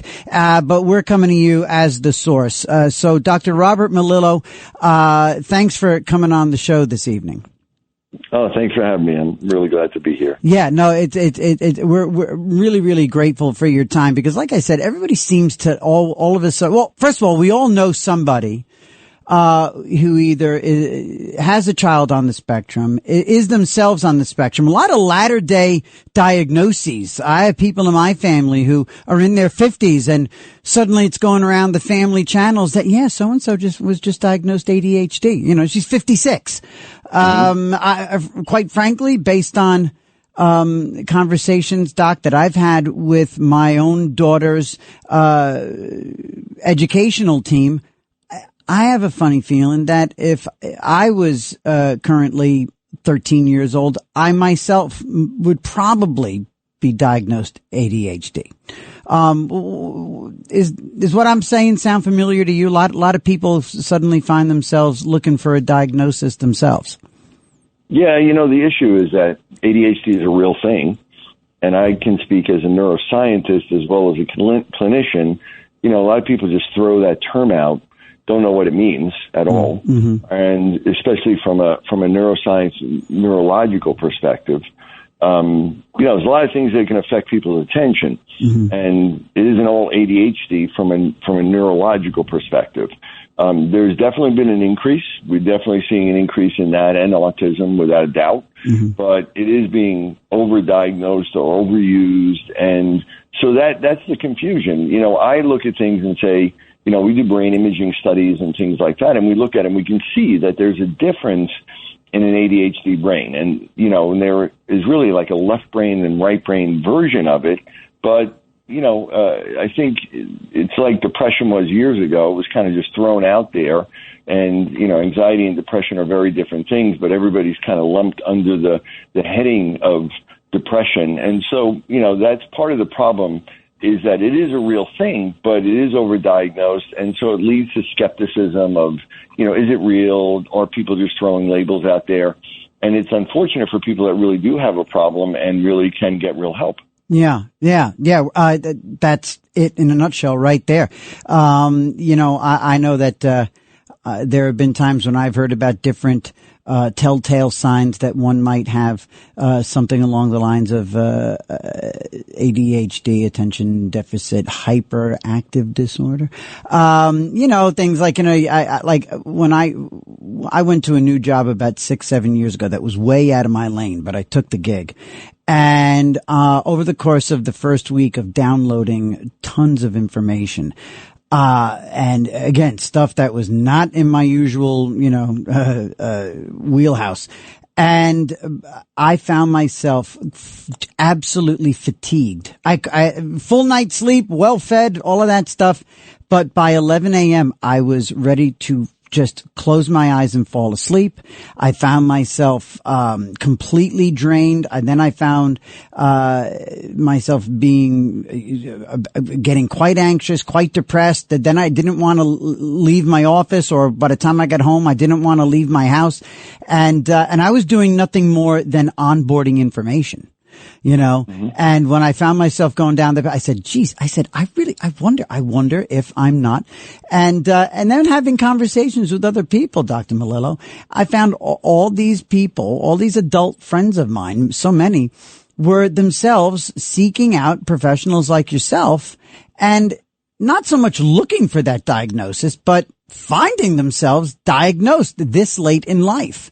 I don't know. It's a fascinating subject. And I think it's one of those things where, because people have come so far, especially I think in education. I think kids who are finding themselves in special education programs, parents like myself, are having conversations with the kids' educational team and sort of holding up a mirror to themselves and saying, geez, I'm seeing a lot of my own behaviors and foibles and stuff in my own child. And so it's interesting. I don't know. I just find this multi-generational awakening to some of these spectrum issues to be fascinating. Yeah, well, I'm a cognitive developmental neuroscientist, and so I've been studying this for over 30 years, and the brain is very dynamic, meaning it can change a lot. And all of these issues, they're not genetic, meaning they're not genetic mutations. There's nothing wrong with the genes. The genes aren't broken, but they are built on traits, on certain personality traits. Certain people with certain traits are more susceptible to other, deficits, right? Because you can throw your brain out of balance if you use it in a certain way. And the fact is that the more gifted you are in an area of the brain, the more a certain network in your brain or certain networks on one side of your brain are strong. And people that do a lot of things like you're obviously really good at what you do. And there are certain things that made you that way, and there's certain things you're good at. But if you're really using that really hard and you're working on that, you can literally throw yourself out of balance and actually create a disability or a deficit. And when the deficit gets to the point where you can't function, now it's actually a disability. But we can correct those things. We can change them if we understand them. And they are built on personality traits. There's an autism trait. There's an ADHD trait. And those we pass on to our kids. And typically, our kids are going to get even stronger versions of our traits, and they get stronger versions of our strengths, and they can also get stronger versions of our weaknesses. The good news is that because the brain is so dynamic, not only can we throw it out of balance, but we can also get it back in balance, and we can get rid of the disability or the deficit without losing the gift. And that's what I focus on in children and adults. And, you look at least 20%, maybe 25% of children have some sort of clinical diagnosis of mental health, and about the same population in adults. So is it that, that's a different thing, or is it the same population that never got the appropriate treatment when they were younger? What we know in almost all adult mental health now is it almost always starts in childhood. And if you go back and look at it, you can analyze and see what was happening, whether it's a learning disability or something in school or a social issue that's the fascinating part of this, but it's also a hopeful thing as well. Yeah, no doubt. We're talking to Dr. Robert Melillo here on Another Side of Midnight with TJ McCormick. 1-800-848-9222. 1-800-848-9222. Let me sort of recalibrate here and just, and ask you this. What are some of the signs and symptoms of autism? Well, autism is called a spectrum because there's many different versions of it, even though the underlying problem is really the same. Primarily what's happening is that these are people that are typically very gifted in their left brain skills. And we know that the personality trait or the traits that run in families, it's basically like people that have kind of an engineering type of brain, people that are pretty analytical, usually very, very intelligent, very academically gifted, but the right brain is what governs attention. It governs social development, emotional regulation, being able to see the big picture, really being connected to our body and our feelings and our emotions, and being able to use that and read that on other people. So it starts off with this trait, but then if something goes a little awry in the early development of the brain, and the human brain is very unique and very susceptible to these types of issues, it can create these extremes where there can be really, really strong levels or networks in the left brain in people that have autism, and they may develop things like tics or what's called stims, which are repetitive behaviors. They may develop OCD tendencies. They may be hyperactive. They may be, almost all of them are geniuses in certain things like with numbers or math or with reading. Many of the children that we work with, I mean, I had a kid that could read at 7 months. Nobody should be able to read at 7 months. The left brain shouldn't really come on until after 4 years of age or 3 years of age. Right. And then on the other side, they have these deficits. So the symptoms of autism are really, there's overactive networks in the left side of the brain that, are out of control. And many of these kids, if you see them, they're ticking and stimming and movement, and you look at them and you're like, they're not in control of anything that they're doing. Right. And then on the other side, they have deficits of being able to feel their own body. Many of them have very high pain threshold.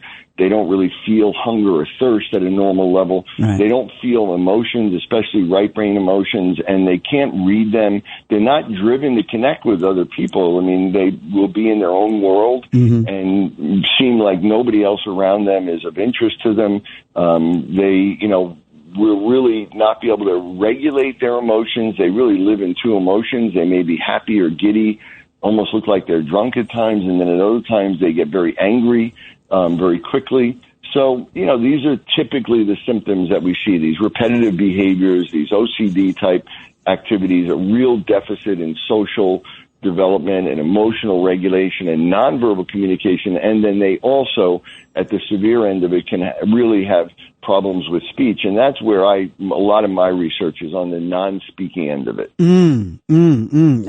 Once again, our guest is Dr. Robert Melillo. He's the author of Disconnected Kids. That's a best-selling book that actually you and I spoke with about years ago at on another program. And I remember that was a fascinating conversation. Disconnected Kids. A lot of people have learned a lot about autism and their own children, and figuring out a journey they may or may not be on with that book in particular. And so, speaking of autism, and somebody who's been a lightning rod for all this, Robert F. Kennedy Jr. He's been out there talking about vaccines, and people accuse him of being anti-vax, and he claims that no, I'm not anti-vax, but and people have pushed back on his and other people's theories about the what would bring about or as a cause of if there's a causational relationship between vaccines or other things. And now all of a sudden we're hearing that there's a bombshell coming soon where he's supposedly going to connect the dots between Tylenol or some such and autism. What do you expect that we're going to hear from RFK this month? What's your indications? What we're going to hear from him? Yeah, overall, I mean, I'm really glad that these conversations are being had because it's been so misunderstood, and overall, I think that a lot of what he's saying is good. Yeah. I mean, there are real facts. I mean, we are seeing a definite dramatic increase over the past 30 years in autism. There's no doubt about that. Sure. In 2013, I wrote a book, which was really the first book talking about what can cause autism and what are some of the things that might be able to prevent it. So I think a lot of what he's focusing on, a lot of the research that I had put in that book. But the thing is that to really understand a causation, you have to understand what autism is. And very, very few people, even in the research world, really have what I think is a real good understanding neurologically of what is happening in the brain in autism in particular. And, all of these different ADHD, OCD, tics, Tourette's, they're all similar versions, but autism by far is the most extensive. And so when you're seeing a dramatic increase, there are definitely environmental factors driving that. Now, those environmental factors are not just in the children. In fact, they're probably more in the parents, where they alter gene expression. And this is something called epigenetics. Again, there isn't an autism gene. There aren't mutations for the most part in the vast majority, 90% of people with autism.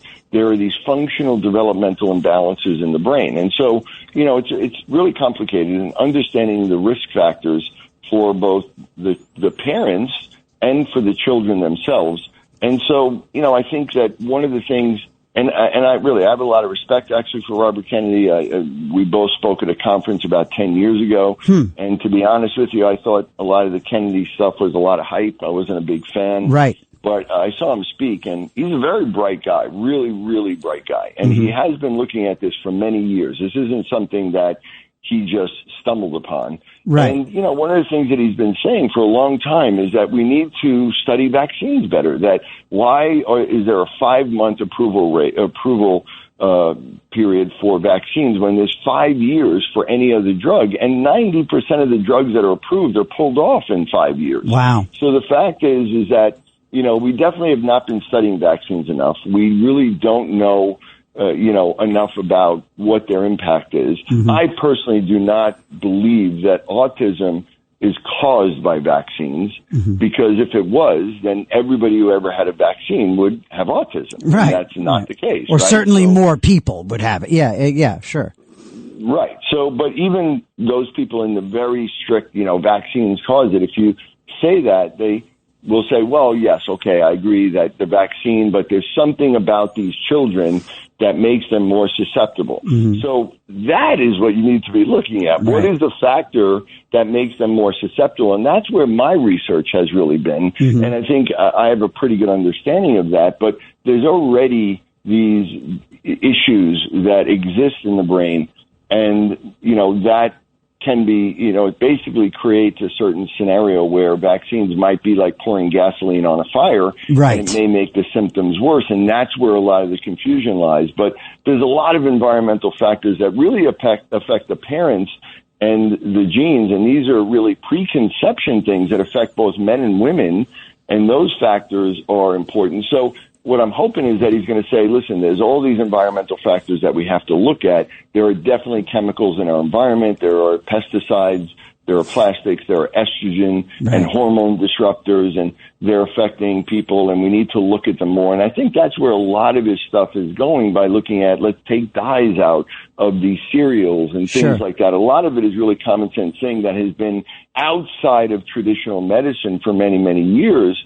But, traditional medicine is, the problem is it's so intertwined with big pharma, and so is the CDC and a lot of those other government things. And I think that's what he's trying to disrupt.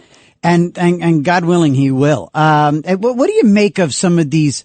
It's just fascinating to think that when I hear about these local, totally the wrong word, but outbreaks, these centralized spikes. How about that? These local regional spikes in cases of autism, places in California, areas near rivers, certain parts of the country where there is a preponderance of autism diagnoses versus other places that are almost an autism desert.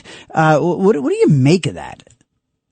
Yeah, well, that's one of the things I really examined in my book for about 2 years. I spoke with some of the best epidemiologists in the world and looked at all of that. And so there are different areas and different things where we do see spikes, but it is pretty what we call heterogeneous, meaning it goes across cultures, religion.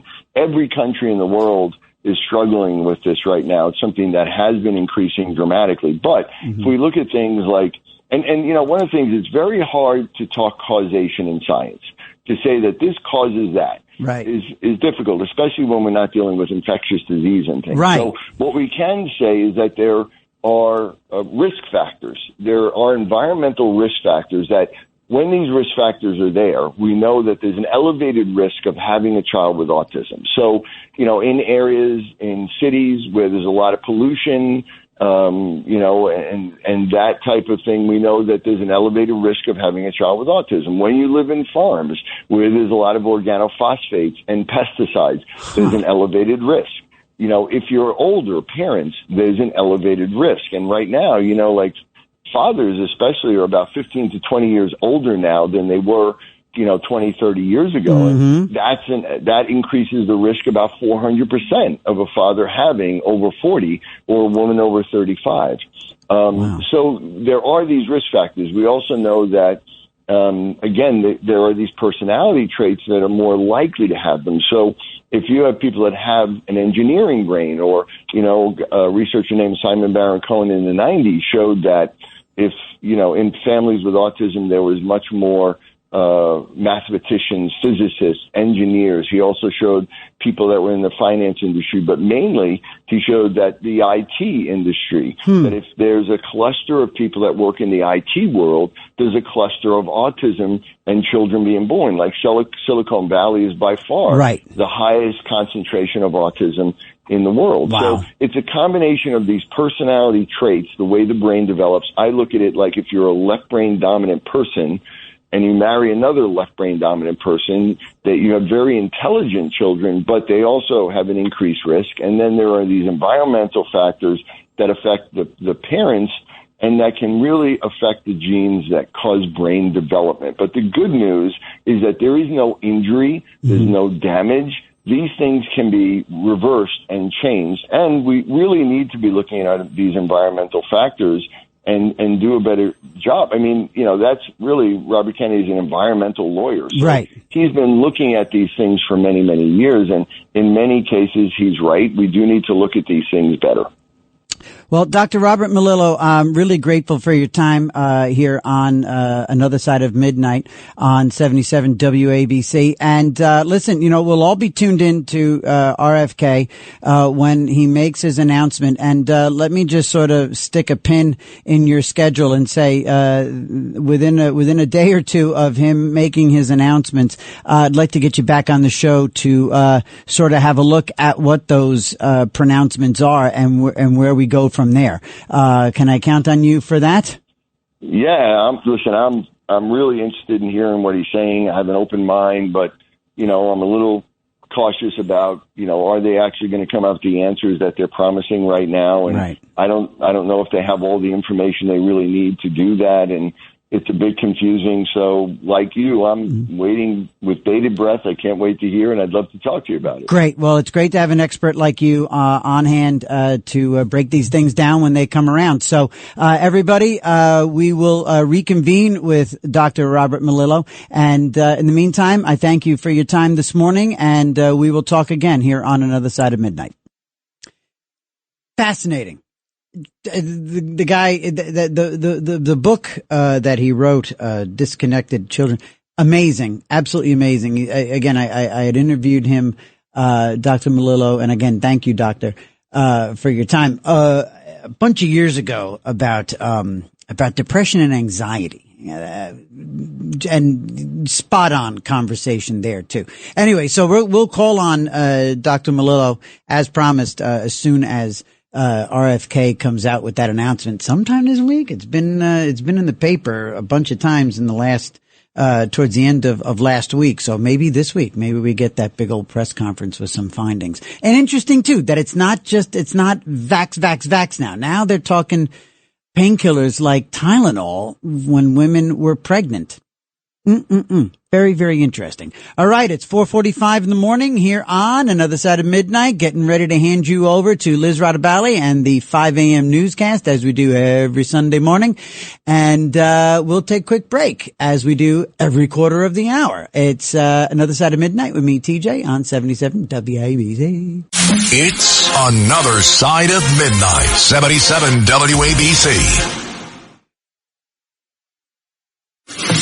This is Another Side of Midnight with TJ McCormack. Now to the Bernard McGurk studios of 77 WABC. Here's TJ McCormack.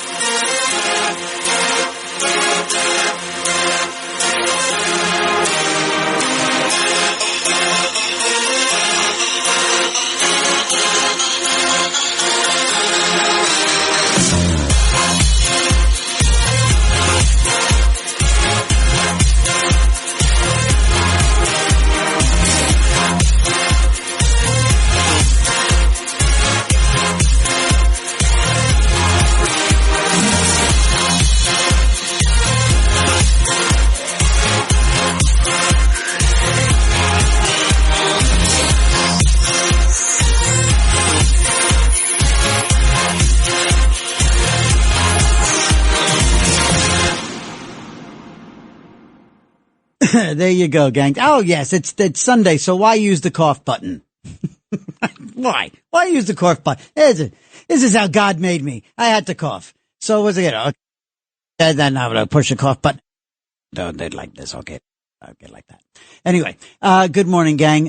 So yes, 4:51. We're handing you off to Liz in just a little bit for the 5 a.m. newscast. It's been a fantastic show. I love that when we just take that meandering path all the way around and we go everywhere from me being chased by drug addicts on Lexington Avenue yesterday, me in a tuxedo running down Lexington Avenue away from drug addicts, because I heard them howling off, and we get from there to a serious conversation about anxiety attacks and panic attacks and social graces and social anxieties, to eventually having a conversation with a gentleman from Florida. This is what happened this morning. This is the roadmap for this program.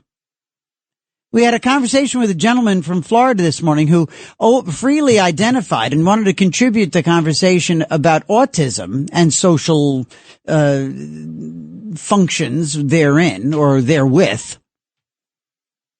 or whatever. Anyway, and I believe his name was Charles, I think. And he identified as being on the spectrum.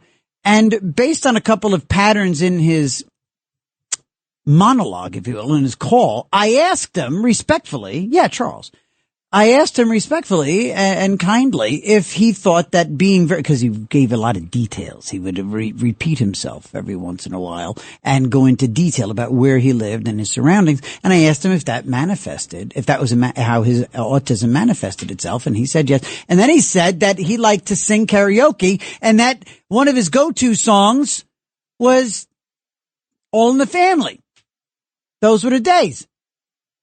And I sang with the autistic gentleman, Charles.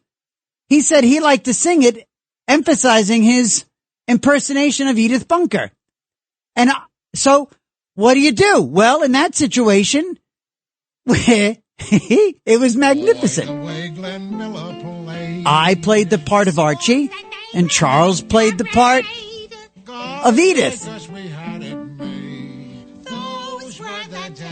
Help me, Lord, Edith over there. It was magic. I'm gonna have to bring that. I'm gonna have to have the fellas flag that for the podcast. Yeah. They're gonna, we're gonna have to, I'm gonna have to let the fellas know, and hopefully they can put that up on the website as one of the podcasts. That was fun. I mean, but that's it. That's another set of midnight. That perfect. Exactly where we got to go with this thing. Let's get to, we'll let Mike close it out. So let's get to Don in Floral Park. You've been hanging in there for like 14 days. Hello, Don. Good morning. Thank you for waiting so long. Hey, T-Mac. How you doing? I'm good, buddy. How are you? Good morning. Okay. Back in 1973, I did a television commercial with Audrey Landers.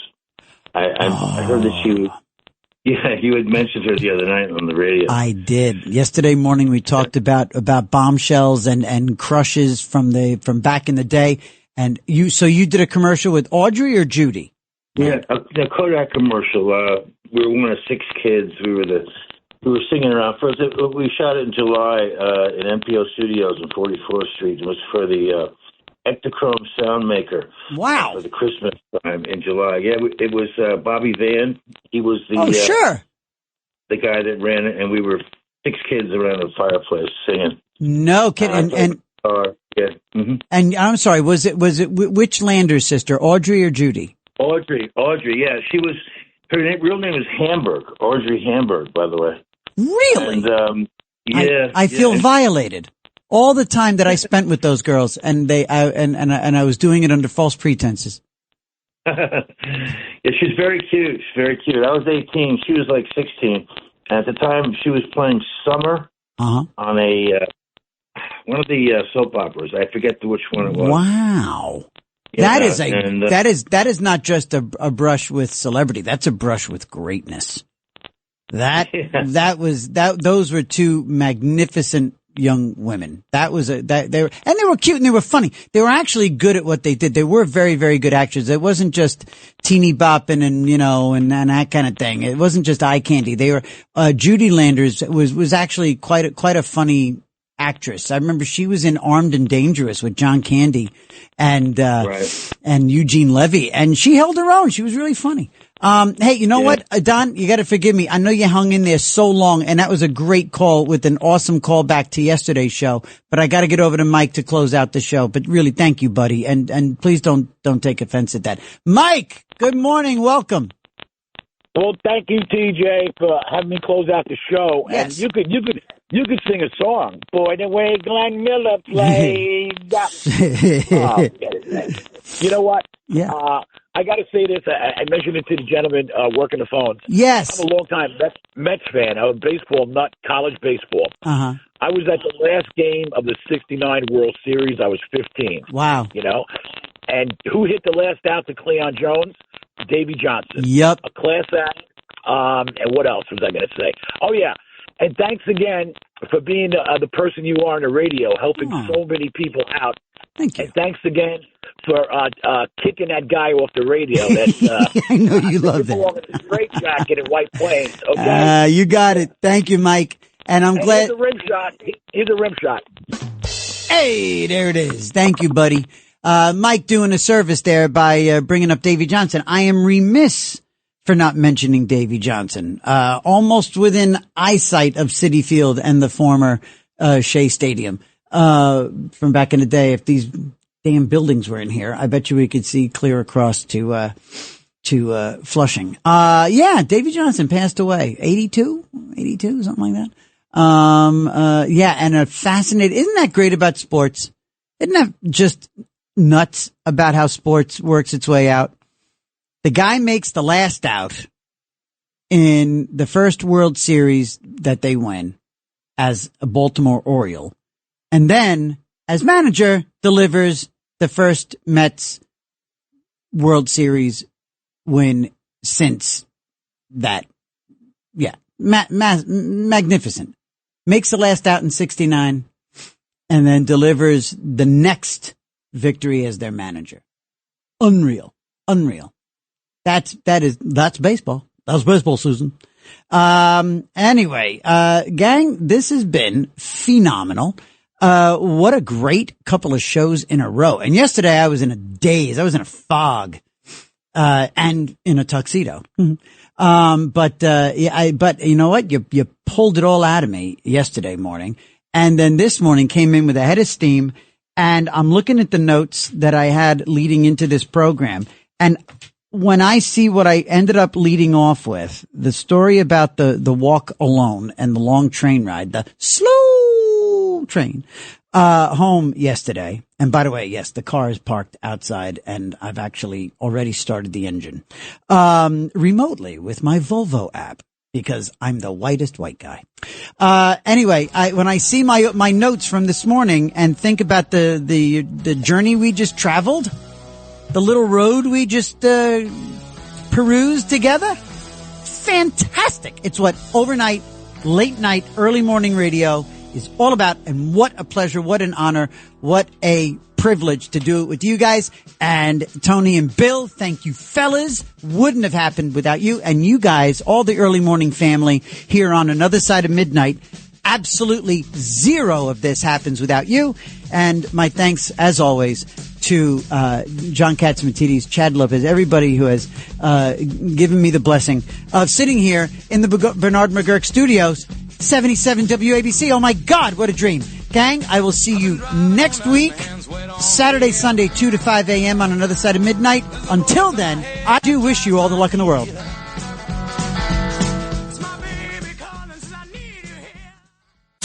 All night long, this is Another Side of Midnight with TJ McCormack. 77 WABC.